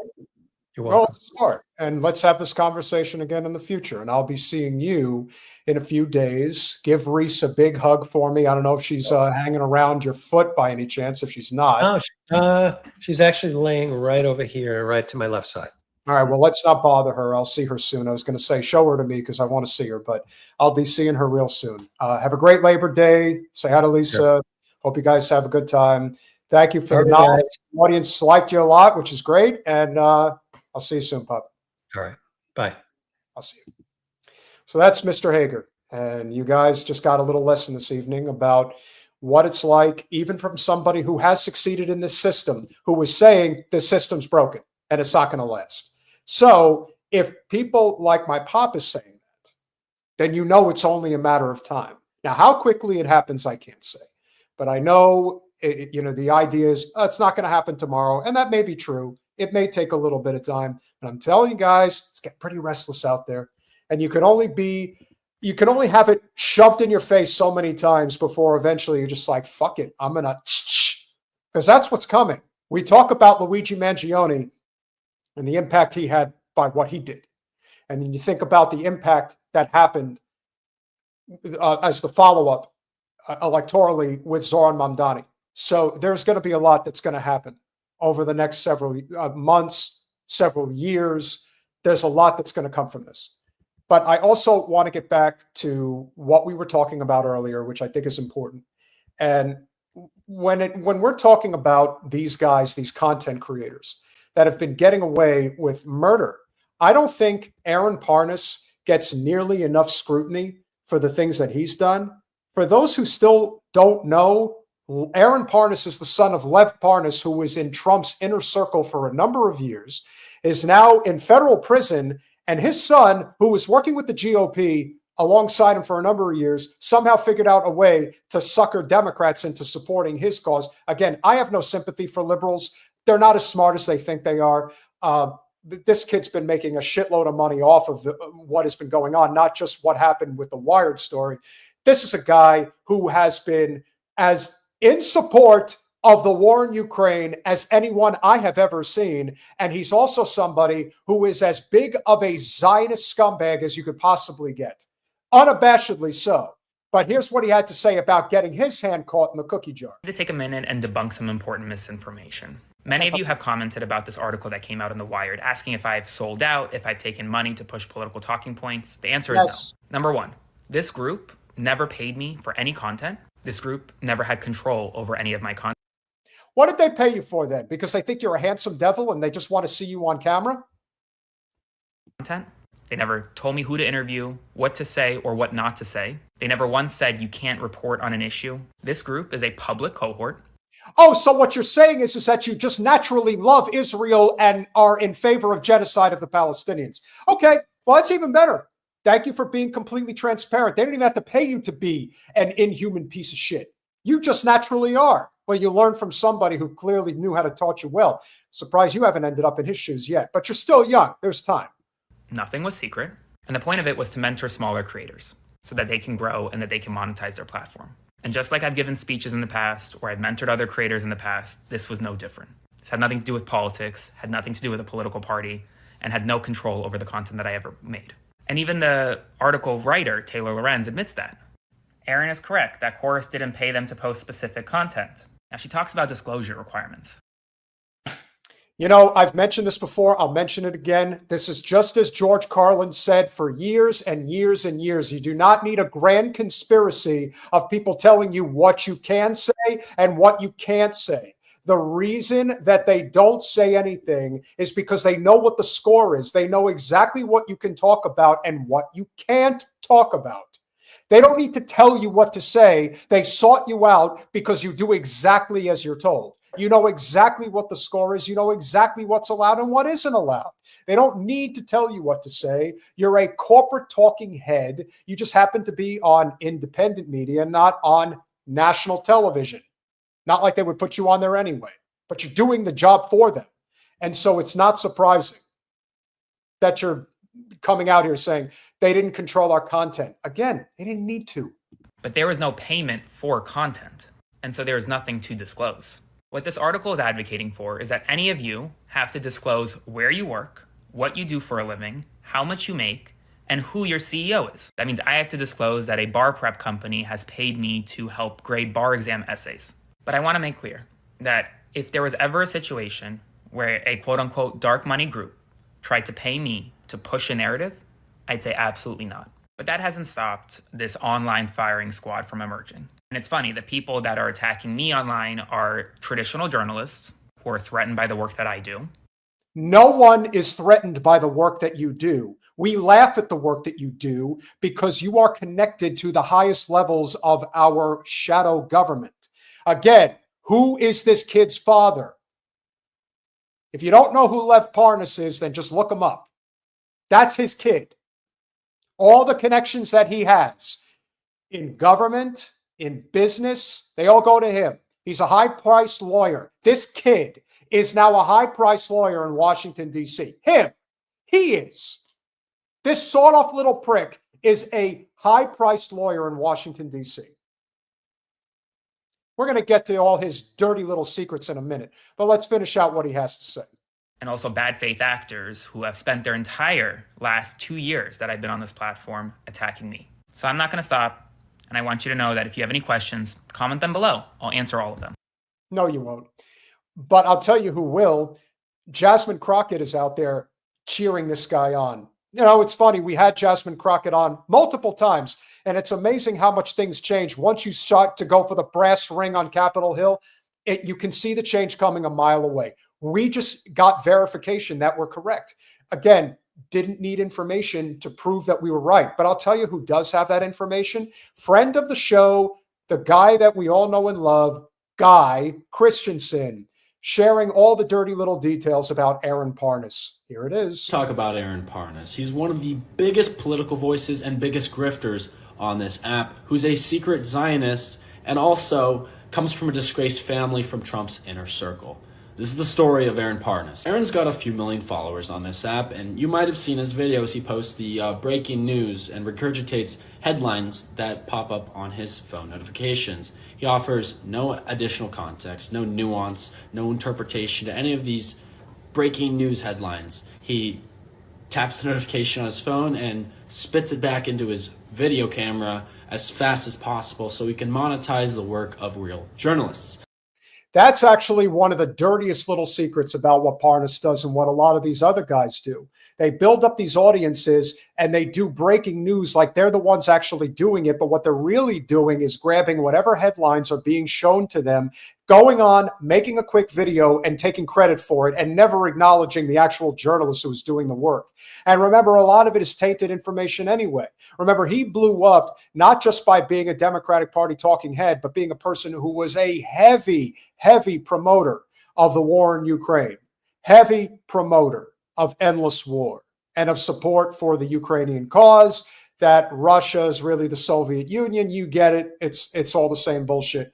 What we've said from jump, we'll say it again. The only reason why there is a war in Ukraine is because there is about 7 trillion at least in natural resources in the western part of that country, and we want to control it, which is why we want to suck them into NATO. Putin said that's not happening. Henceforth, now he has to go in and take over part of the country. Not justifying the invasion, but if you can't understand how it happened, you're just not paying attention.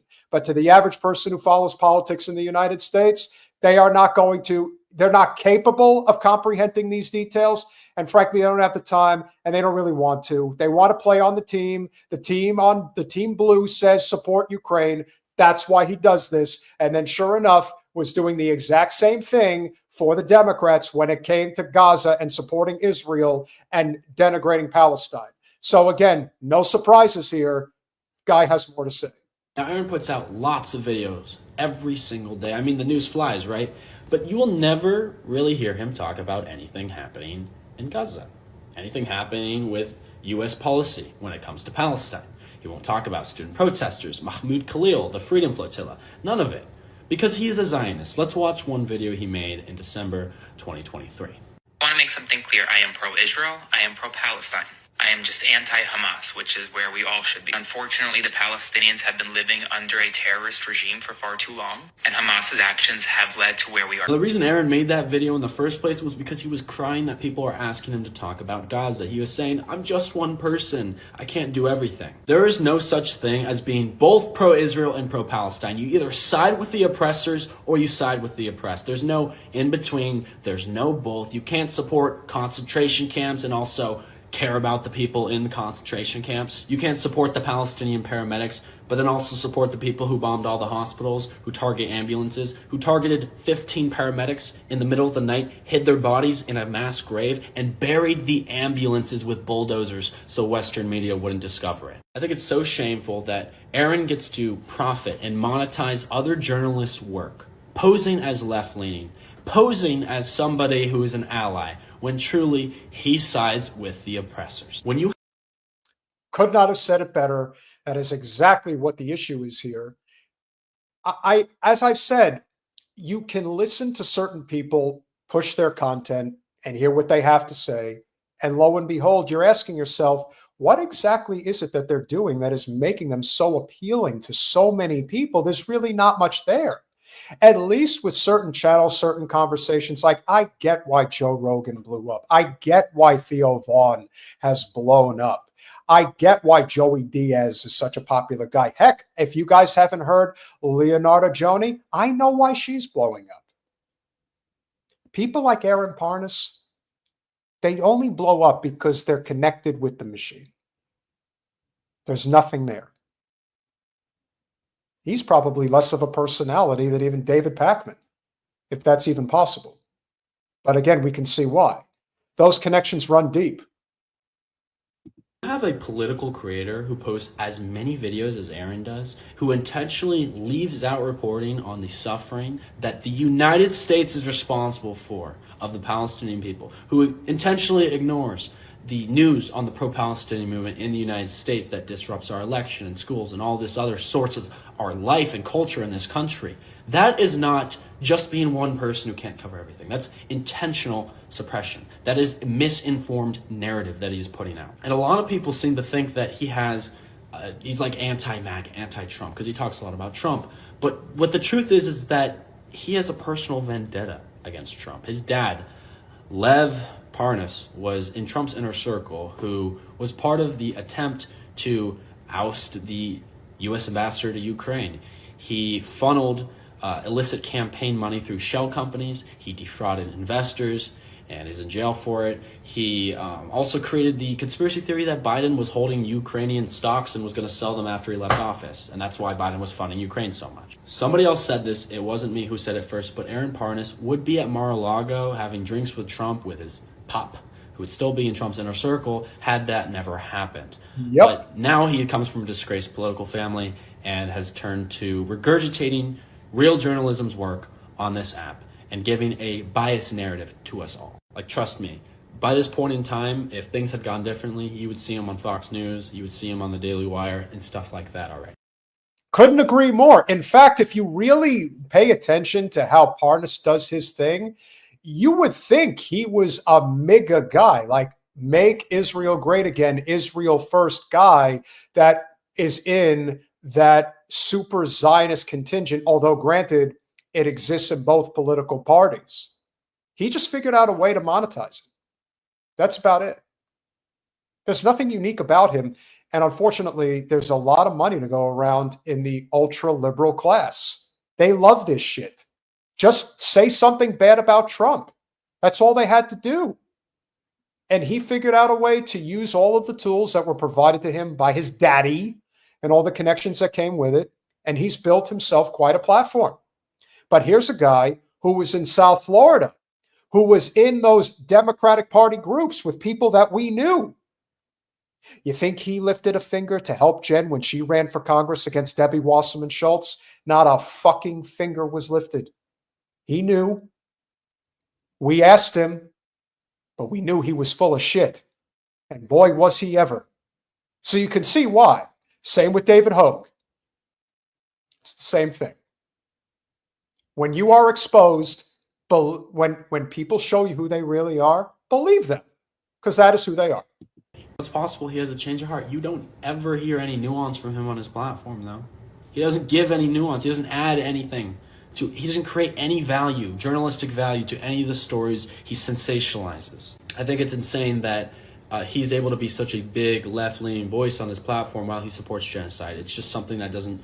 They're incompatible things. He's not an ally. He's just not. He's looking out for his own interests. I hope some people learn this for the first time about Aaron and realize that he's not really a person to follow. He's not an ally. He's a genocide supporter and enabler. And that's it. And that's all you need to know. Genocide supporter, enabler, Zionist scumbag of the highest order, who again is only there because of the connections he has through his father, who was directly connected to Trump and his inner circle. And that's how this works. Again, I'm not saying that there aren't people that make it on their own and do a great job. There are those that do. They absolutely do. But there is a grift to be had from almost every angle. Don't forget that. And while we are here talking about that, let's not neglect the fact that, as we've said, this isn't a left-right thing. This isn't a Democratic Party thing. This is an equal opportunity thing. And the reason I bring this up is because now we have to talk about Patrick Bet-David. So for those of you who know who PBD is and how he's built himself this valuetainment industry, this guy is a grifter if there ever was one. In fact, he's as big a grifter as I've ever seen. When Jen was running for Congress, and granted, for those of you who know, he has an office where he does these podcasts that is in an industrial building by Fort Lauderdale. So he's very close. In fact, I think his studio is about 15 minutes from where Jen lives. So we tried to connect with him about the prospect of having Jen R. Why not? She's running against Debbie Wasserman Schultz. You guys have talked incessantly about her before and how much you hate her guts. So why the hell would you not want to have her on? Well, as we find out, it's not about whether he likes Debbie Wasserman Schultz or not. It's about whether or not you're playing for one side and then you're pushing the narrative, because again, they're both fighting for the same cause, only they're divided by teams. So they certainly have no interest in having Jen on. They'd have on the Republican, which they did, but Jen, no, because Jen is for the truth and actually making a positive change. We can't have that. And what I always point out about Mr. David, I am going to explain over the course of this conversation. He actually interviewed Netanyahu and couldn't slurp him off harder if he tried. This was so unbelievably disgusting that eventually it got to Nick Fuentes, and we're going to get to that in a minute. But here's what happened in this horrific interview, this shameful interview from PBD, the Grifter King of South Florida. Developing now ballistic missiles that can reach deep into the heart of Europe. Their plan is to develop, the next thing is an ICBM, an intercontinental ballistic missile that will reach 8,000 kilometers. You add another 3,000 and they can reach New York. Where are you broadcasting from, by the way? Fort Lauderdale, Florida.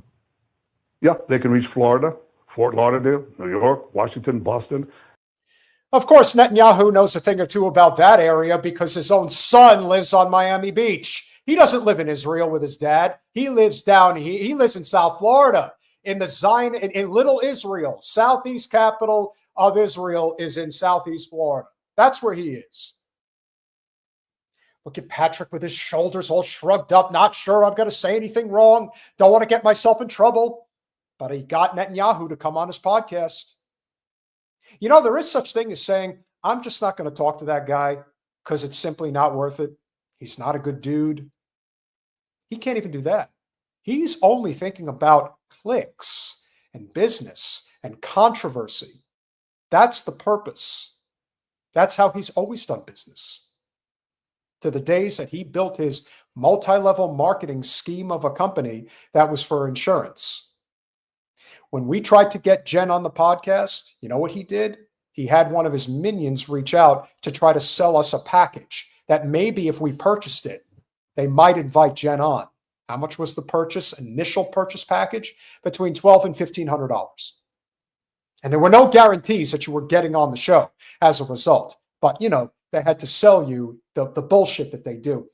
And apparently less than 3% of the people that actually work for Patrick Bet-David actually turn a profit working for his company. There's the other little inconvenient truth about how he does business. And after that, any other city in the United States. And they intend to put nuclear warheads on these ballistic missiles. So this is a fact. And the same fact that you have been spewing about Iran for the past 30 plus years. And he's still out there doing it. Still, I really don't know what he's hoping to accomplish, because I will tell you, the people who truly listen to Valuetainment and the PBD podcast, the person that they like the most on that channel is Vinny Oshana, who is the only person who's worth his weight. Everybody else, of course, Patrick Bet-David, but most importantly, Adam Sosnick, who I believe is a Mossad agent who basically is his AIPAC handler, if you will. That's the only reason why Sosnick is there, because if you go in and you look at those chats, they fucking hate his guts. But Sosnick is the type of guy who probably set up this interview. That would be my guess.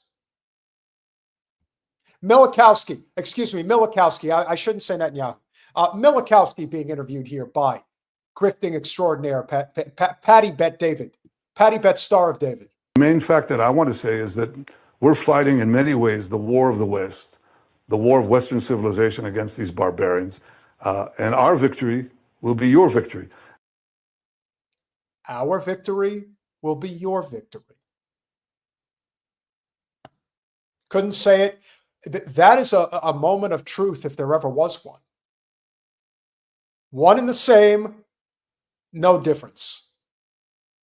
We are fighting this war for you. If we win, you win. And if we lose, you lose. That's what he's saying. So we must win. He's trying really hard to convince this country that we need to put boots on the ground there. But it ain't happening. You want to talk about a mutiny that'll happen in this country? You can imagine how those fuckhead soldiers that are over there right now that are shooting innocent civilians, you know, some of them just get so fucked up in the head by being involved that they just decide they're going to kill everybody. That's the sentiment about how war is held. But that's not all that they talked about. It gets even more interesting. You know, the Holocaust has been recognized by 193 different countries, right? Everybody around the world.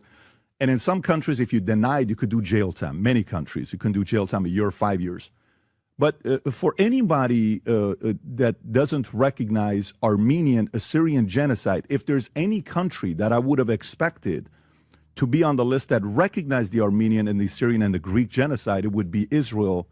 Why haven't you yet recognized the Armenian, Assyrian, and the Greek genocide that the Turkish did to that community? The idea that he is talking about the Armenian genocide with a guy who is committing genocide right now and would not say a damn word about anything that Israel is doing is a certain level of shamefulness that only a grifter like PBD could possibly do. That takes a lot of balls. I mean, amazing. Like, let's talk about another genocide. Not yours, of course. Let's talk about this one. What are your thoughts?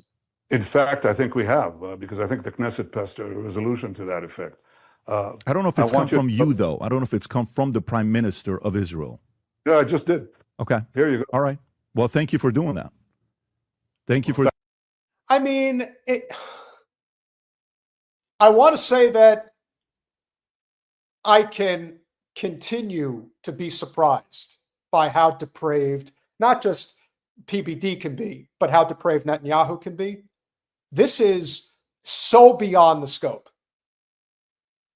It's as if they are mocking the Palestinians now. Yeah, we're killing them, but why don't we address this other one that's going on? And if you listen to the Zionazis that find their way onto Tim Pool's show, all they talk about, as Saul Good points out, is what about Sudan? What about Yemen? What about Somalia? No, let's figure out every which way, even though we address them all, to not talk about Palestine. Or, yes, we know we're killing all those people in Palestine, but how come you only want to get on us? How about those guys? Don't they deserve some of the anger too? Yeah, we suck, but, you know, they suck too. That's how that, again, there is no justification. It's just what they say. I appreciate you. That's important to me. And I'm sure a lot of Armenians, Assyrians, and Greeks around the world appreciate you saying that. Well, let me just say that he took a lot of fucking heat for doing this, as he should. And if any of you have ever watched, I mean any clip, I'm talking any clip, specifically clips in which Sosnick is a part of it, and you look in the chat at what people have to say, and I'm telling you, I have been familiar with Patrick Bet-David for probably at least 5 or 6 years, I would say. And even before October 7th, 2023, you would look in the chat and you would see people just constantly saying, I don't understand why Adam Sosnick is here. I don't understand why the hell he has anything to say. Everything he talks about is bullshit. And then the second it gets brought up, there is always a defense from Mr. David. And we all know that's not his real name. But nevertheless, Mr. David, Mr. Star of David, had that to say. Well, people got on him about not only this softball interview with the most tasteless angles that you could possibly play, including bringing up genocide of another country that could never touch what's going on in Gaza. Just the total insanity of it all would make no sense. And yet they wanted to bring it up. So they did.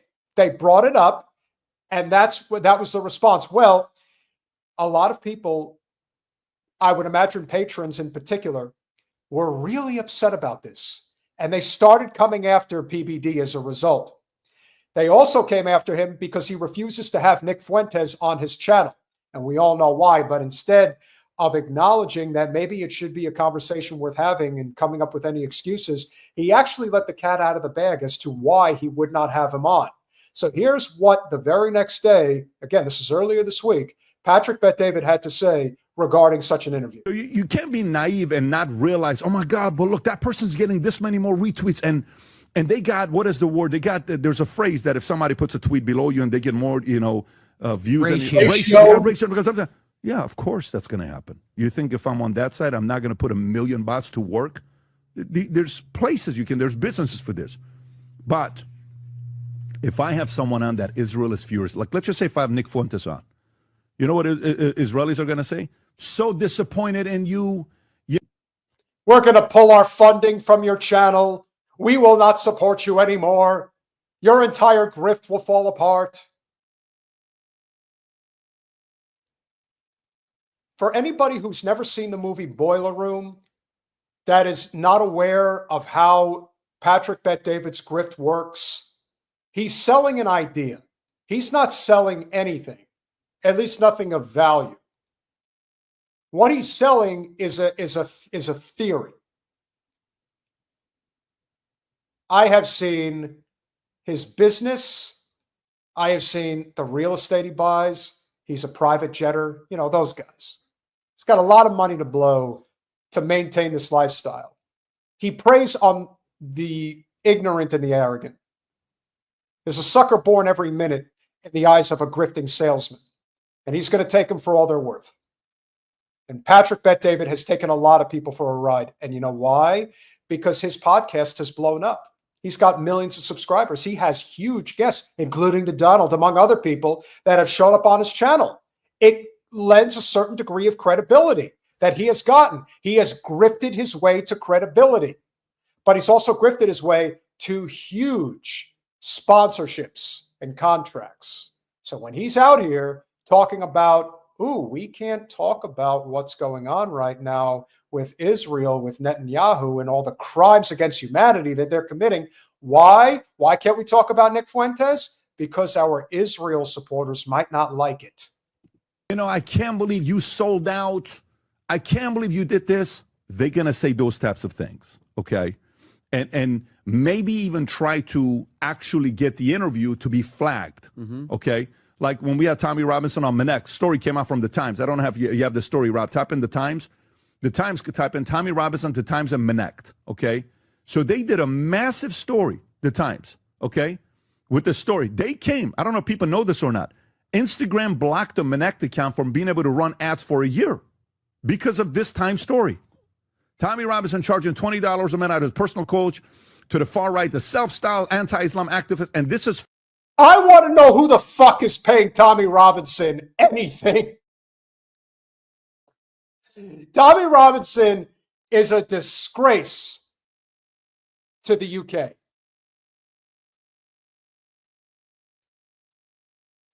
I can imagine what the Scotsman and the Irishman think of this fuck. He has 1 million followers on X. 1 million. And he is a total fucking grift machine for the Israel cause. So as you can see here, this is a beautiful grift. And clearly it's working for him in a big way. 28 pounds a minute. If you have that kind of money to blow, you don't actually need to be paying somebody to coach you on how to be more successful in life. You're probably doing well enough. And if you are wasting that type of money on that type of a conversation, like I said, this is the grifter economy. There's a sucker or two or 100 born every minute, and they're going to get taken advantage of by people like Tommy Robinson and Patrick Bet-David. From UK, they reached out directly to Facebook to have this happen to Minek. Ridiculous. So he says that he can't talk to Nick Fuentes because his audience isn't going to like it, because Nick Fuentes hits a little too close to home when it comes to the issue of Israel-Palestine. Now, again, as we've said before, when we address Nick on this channel, we are trying to hopefully get his attention to recognize that while he's right about a lot of things, he's not right about everything. And his supporters, especially his diehard groypers, they think he is completely perfect in every way. Everything he talks about is right. Don't question him. Well, you know what we do? But you know what? He's also right about Patrick Bet-David and what a coward he is and what a grift he is. Here's what he had to say. Now, look, I like Patrick Bet-David. I don't. I like his crew. I like his show. Show's good. I like his interviews. He talks to Andrew Tate. Very good show with Andrew Tate. Talk to Dan Bilzerian. Great show with Dan Bilzerian. Two friends of mine. They're both great. Dan Bilzerian is not great. Andrew Tate is even worse. So when I say that I have my disagreements with Mr. Fuentes, this would be an example of that. But hey, your friends are who your friends are, man. You do you. They're just people or just company I sure shit wouldn't keep. So I think he's a patriot. I think he loves America. He's we have some disagreements, but he's a pretty conservative guy. I consider him in some ways a fellow traveler on some issues. But he's like refusing to not host me on the show. Now, it's his show, it's his prerogative, but it does constitute a refusal because people are requesting it. The fans are requesting it on my show, on his show. People want to see it.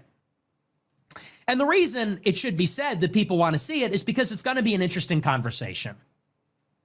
Whatever you want to say about me, good, bad, or ugly, I don't think anyone can dispute I'm an original thinker. I have an interesting perspective, a novel perspective. That's why people want me on their shows. I bring the views. And if you look at the comments section of any show that I've done, especially recently, people love it. Here's the problem with going through multiple peaks and valleys of your success and now feeling your oats because he's catching the wave again. See, he's only 26, 27 years old. He's worth a lot of money. And he really has a massive ego. He's very good. I won't take that away from him. For anybody who knows anything about, like we were discussing earlier, how does somebody like David Pakman or Aaron Parnas build up the channels that they build up? They don't have a personality or something that draws people in. I can at least understand why people are drawn to Fuentes. That I can see. And anyone who's objective, regardless of what some of the comments are in the chat, know this. There's a reason why people are gravitating to him. He has talent. He does. Not all the talent that I would agree with, but you got to call a spade a spade. I did a show with Sam Hyde, with Bradley Martin. I did a debate with Dinesh D'Souza. And the comments are all positive. And even the people that disagree say, well, it was thought-provoking, to say the least. So people have been asking for this collaboration for a while. People are asking me, when are you going to get on his show? And I say, well, it's his show. You got to ask him. And he says he doesn't want to have me on because I say the N-word. Okay. I don't agree with it. I accept that that's your explanation. But then today he has on the Prime Minister of Israel, Bibi Netanyahu. And that's where you got to say, isn't that a double standard? And don't get me wrong, I'm not being obtuse. I'm not being deliberately obtuse. I'm trying to be objective. I'm trying to be fair. I tell it like it is. I understand that Netanyahu is a world leader. So there's a different set of expectations that govern that role when you're a world leader. But Netanyahu is credibly accused of a genocide by the International Court of Justice, International Criminal Court. He was charged with war crimes. And by the way, that's not the Palestinians saying that. The same international bodies that charged Netanyahu with war crimes charged Hamas with war crimes.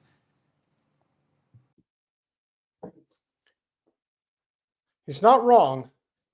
Not about this. I think if we're being completely objective about what it is that scares people about Fuentes, is that he doesn't sugarcoat anything. And people don't like that. It makes them very uncomfortable. You could be sitting with a person who says something. I mean, again, the big difference between somebody like Fuentes and somebody like Milikowski, excuse me. The big difference here is that one's a genocidal war criminal and the other has a big mouth. And people don't like his big mouth. And he's also cultivated quite a lot of support. A lot of it. So he's right about the hypocrisy. The reason why they don't want to have Fuentes on is because they know that there is a chance he's going to say something that could fuck with their advertisers. And that is the danger that you always run into when you do a freewheeling approach. The reason why we can cover Fuentes in an objective way on this channel is because we do not have sponsors that we have to answer to, or that we ever would, because it's not like our channel would ever get to that point. Now, of course, we could have a big subscriber count, Patreon count, YouTube member count, but in terms of those corporate sponsors that go to people like Pakman and Ben Shapiro, that's never happening here, which is why they won't talk about him. Because again, he'll say something like the N-word and everyone loses their minds. Again, not supporting it, but I'm explaining why that is the case. He's a wild card. And in this freewheeling situation of our country and our economy and our culture, as it stands today, people are getting tired of it. Why in hell would somebody like Patrick Bet-David platform Milikowski, but he won't platform him? Even though if the only thing that matters to Patrick Bet-David, which we all know what it is more money and more power, he clearly would have on Fuentes, because he knows that if he did, it would get to millions of views. But he's not going to do it because he has corporate sponsors that Fuentes would never have. Fuentes doesn't have corporate sponsors. That's why he says whatever he wants. And that is why he will not talk to him. He also won't talk to him because Fuentes will go on there and say free Palestine, and that would cause the whole fucking thing to blow up in PBD's face. And you can't let that happen. Not with the people he does business with. A grifter is going to grift till the bitter end. That's the part that gets buried. They say the ICC is politically motivated. They charged Hamas and Netanyahu with war crimes. And many European governments that are pro-Israel have recognized these rulings as legitimate. So it's not just me. There's massive protests inside of Israel right now about Netanyahu's handling of the war. They believe he's dragging out the war to prolong his time in office. He's right. 1,000% right. And there are protests happening in Tel Aviv, but as Jen has pointed out time and again, it is too small of a portion of the population in Israel that is against the genocide. It's probably somewhere between 80 to 85, even 90% of the population that is in favor of what's going on. That's the problem. And that's why they don't care if a few thousand people get out in the streets. It doesn't bother them. The consensus is changing a lot faster in the States, which is good. But of course, why do you have the conversation with somebody like that? Because it's an interesting conversation. It's a big get. It's a big show. It's an interesting interview. But then when it concerns me, I said the N-word. That's the problem. So someone like with Netanyahu, we're going to suspend judgment on the famine, the war crimes, the political assassinations. We're going to suspend the judgment on that for the sake of the interview.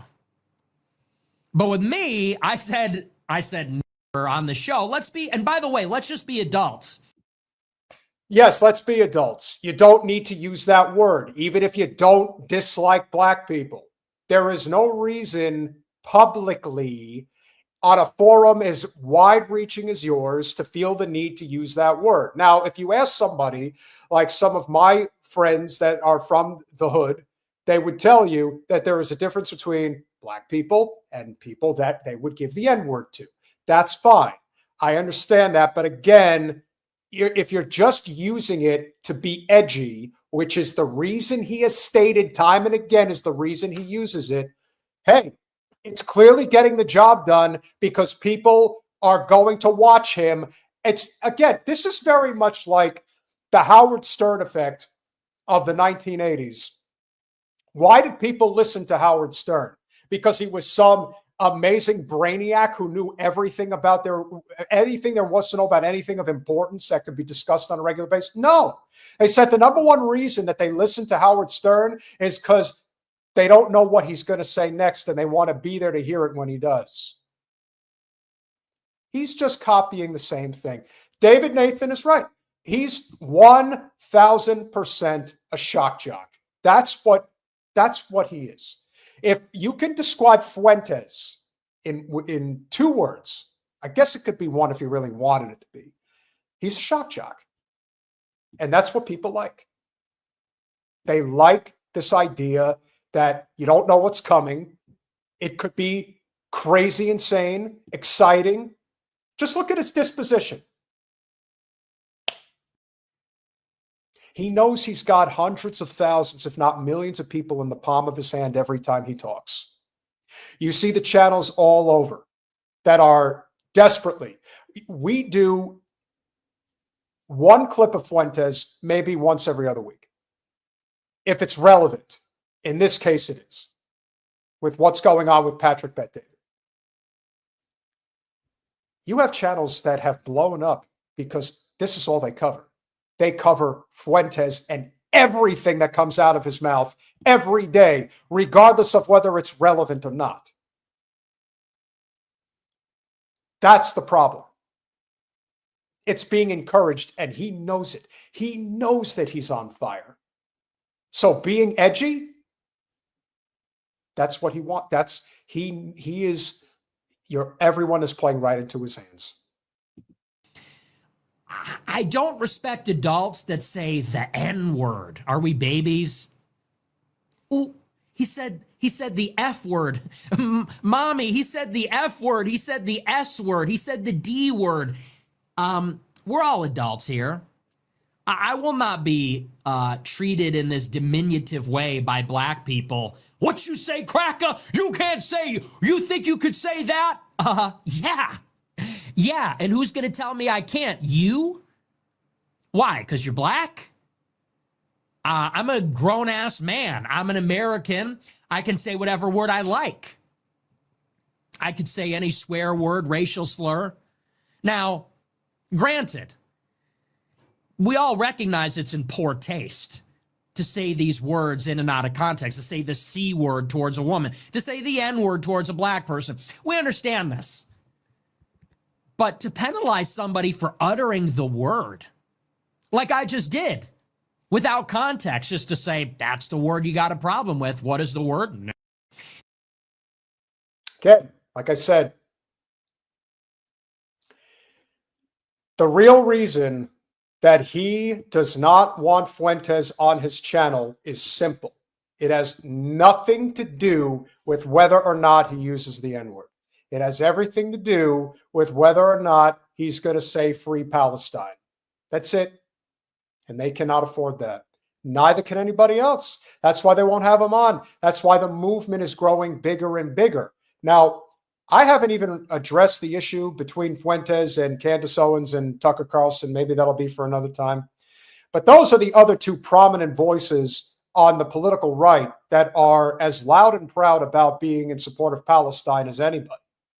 And yet, for some reason, those guys can't get together and figure out how to continue to grow the coalition to end this genocidal state of Israel and the stranglehold it has over our country. That's the big problem here. Too many egos, too many personalities, and Fuentes is guilty of that. And anyone who follows him and supports him cannot deny that that's true. Now, don't get me wrong. I'm not here to defend the actions of what Carlson did, what Candace did. Again, we don't know the details. We don't know why they went after him. Whatever the motivation is, maybe it was jealousy. It is what it is. But in the end, Patrick Bet-David is one of the biggest grifters I've ever seen, and he's on the right. So just as we have been discussing this night, the responses from the so-called left, it's just the same, if not worse, when somebody like PBD does it. You know why? Because Aaron Parnas and David Pakman and even Brian Tyler Cohen, they really suck. But I haven't seen them bring Netanyahu on for an interview. And they have the platform size in order to do it. That would get his attention. The edgy, grifting right-winger class are the ones who bring him on. Can't deny that, guys.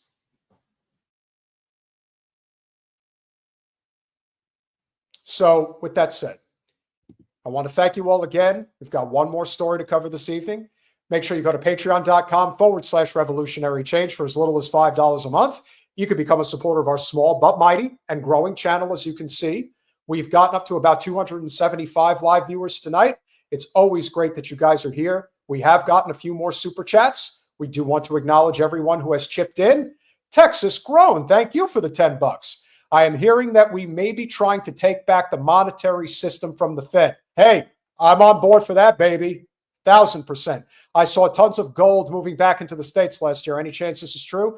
I can't verify it. I can't say if that's true or not, but what I can tell you is that I do think, despite what our good friend, Mr. Grumbine, would say, I do think that having some adjacency to gold, just precious metals in general, is not necessarily a bad thing. Someone's going to need to explain to me that supports MMT why that would be bad. I'm not here to tell you that MMT isn't right. It is what it is.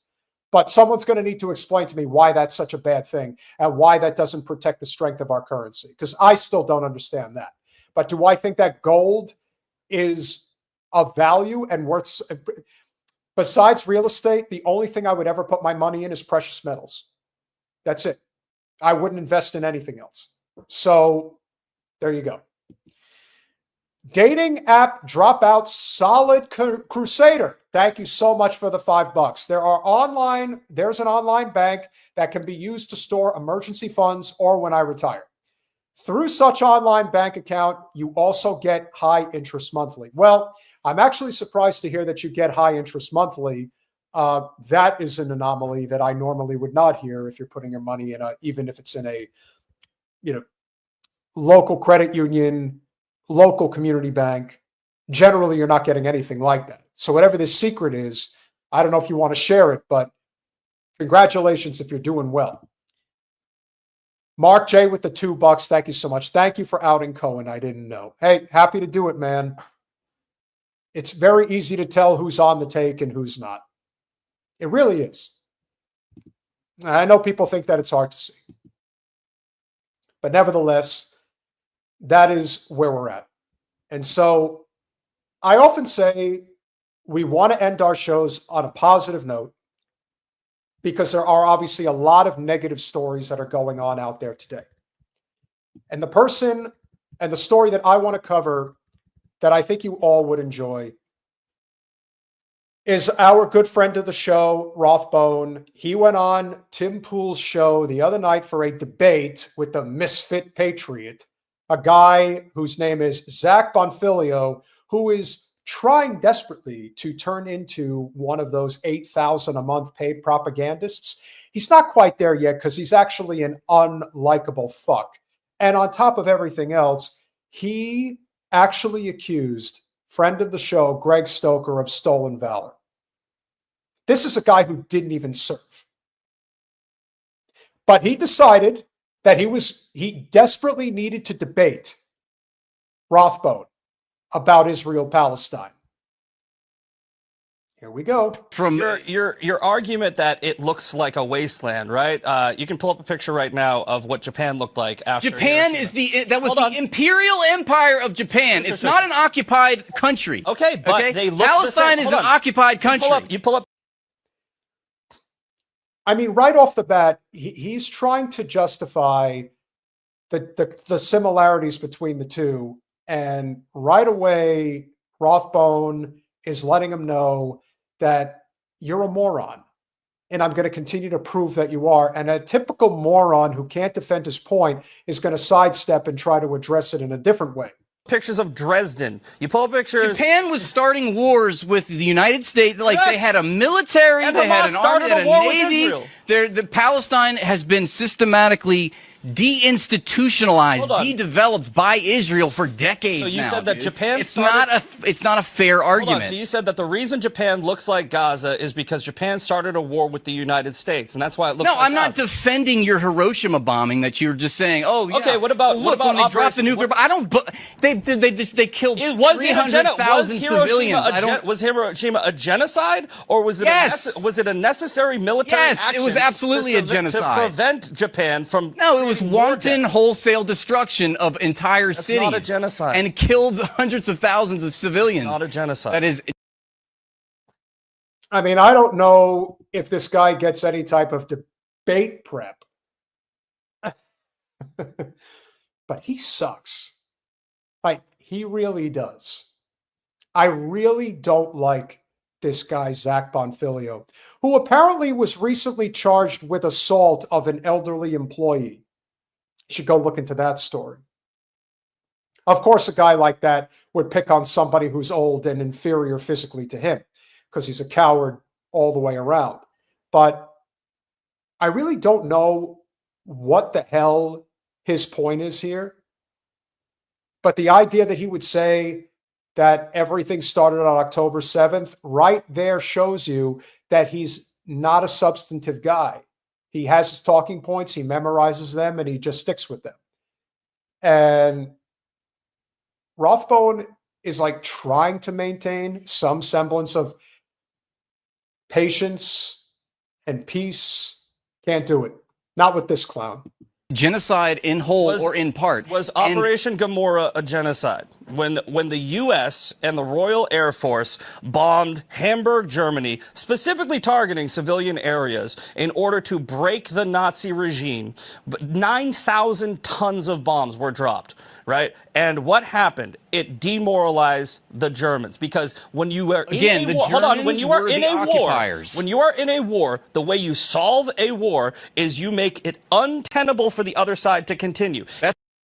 This guy did not serve in the military, yet everything about him would have you suggest that he was in the military in some way, shape, or form. He is so, I can't think of the right word, but he feels so inadequate. He's probably inadequate in many ways. And he feels the need to put himself out there like he is, again, misfit patriot. But this isn't a war. This is a genocide, of which he supports. The way that they really try to defend this shit it's such a tired state of affairs now to watch it in real time. But hey, Zachary Boy is going to do anything and everything to get that paycheck. He is so desperate to be in the club. He is so desperate to be accepted. And somehow he's got 100,000 subscribers on Instagram. People actually listen to him and think he's good. The intent, if the thing that those people care about is their infrastructure, their buildings, their civilian population, whatever, that's what happens. Is there a genocide going on in Ukraine, in Russia, or is that two people fighting because one of them started a war? And this is what you people don't understand. You keep using the word genocide. You keep on trying to hammer it into people's head. It's not a genocide just because you say it is. Actually, it is a genocide, and not because you think it's not. And on top of everything else, this is a person who wants to pretend that he doesn't actually know why Ukraine started in the first place. Again, his talking points aren't even good. They're not even articulated well. He just jumps from one thing to the next thing to the next thing because he doesn't have any leg to stand on. He grabs a few headlines, he runs with them, and he just tries to run roughshod over his opponent, if you will, because that's all he's got. He doesn't have anything.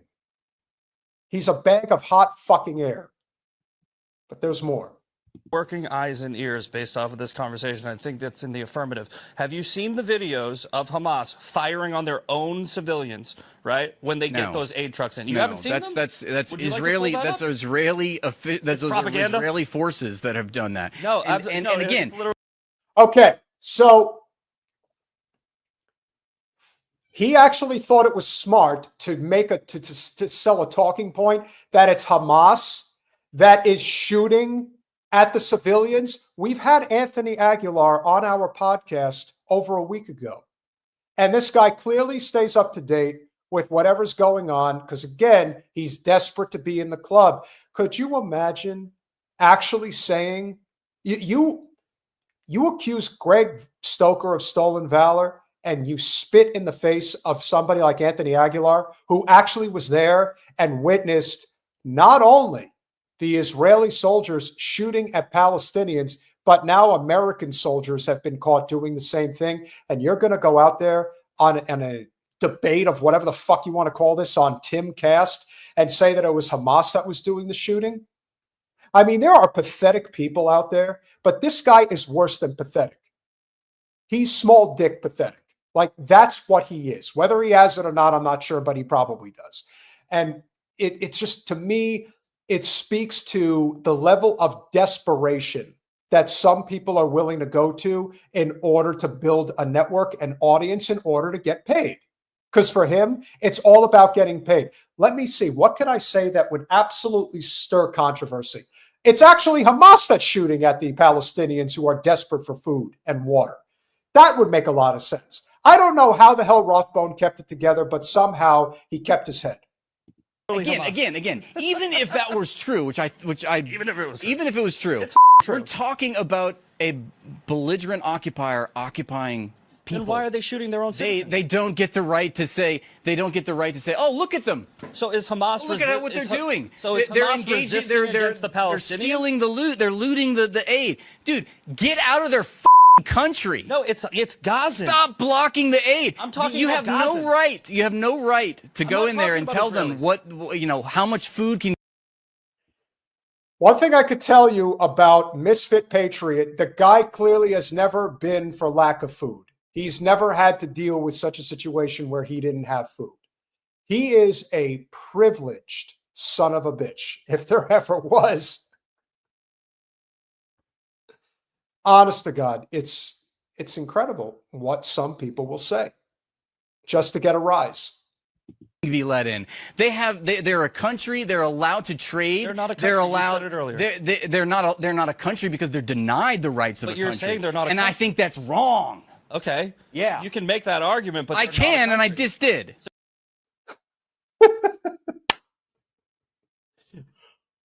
Like I said, Rathbone, if you ever watch his content, he's generally very even-keeled. He's actually very chill Again, he comes from Louisiana.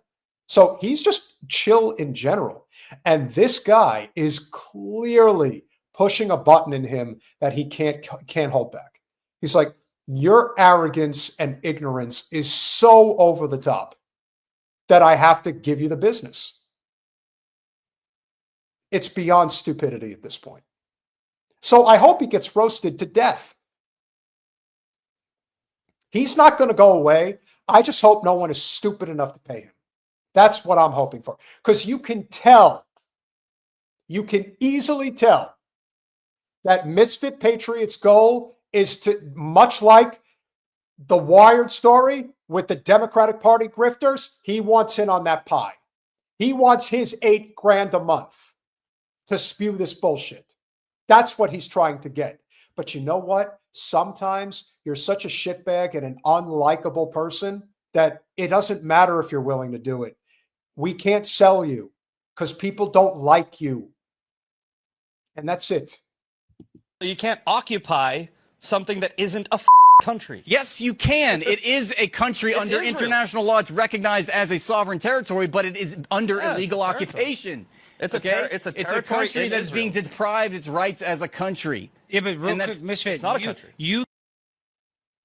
Even Alex Stein, who is a smug son of a bitch if there ever was one, was defending Rathbone and telling this guy that, no, actually, Israel's wrong, and I don't understand why you're defending this. We know why he's doing it. It's just he's trying to figure out his path. He's trying to figure out that path to get some of the cash. That's it. But kudos to Rathbone for just not giving an inch, not giving up, and absolutely embarrassing the shit out of this fuckwad. What's even more amazing is that these clips are actually from Misfit Patriot. They weren't even from Rathbone. He made all these clips, and Rathbone said, "Thank you very much for doing this work for us. You really made my life easy. I wouldn't have thought for a second that you would even think about putting it up there. But you did. So congratulations." To his credit. It is unfortunate that this is what our political discourse is, has kind of fallen into in many ways. But I hope you guys have enjoyed this banter for the evening. And I am always grateful for each and every one of you that are here. Jen is as well. I hope more and more of these people continue to get exposed, because in the end, the tide is going to turn completely and they're not going to know where to go. They're going to be shit out of luck. It can't happen soon enough. And as I said, 3 weeks from now, Rathbone will join us. We'll have lots of wonderful guests coming up. I hope you guys enjoyed it. Make sure you smash that like button. Make sure you're subscribed. Make sure you share the stream and do all those wonderful things that we ask you to do. It doesn't take a lot, but it helps us grow, and we do appreciate you all. Free Palestine. Good night, guys.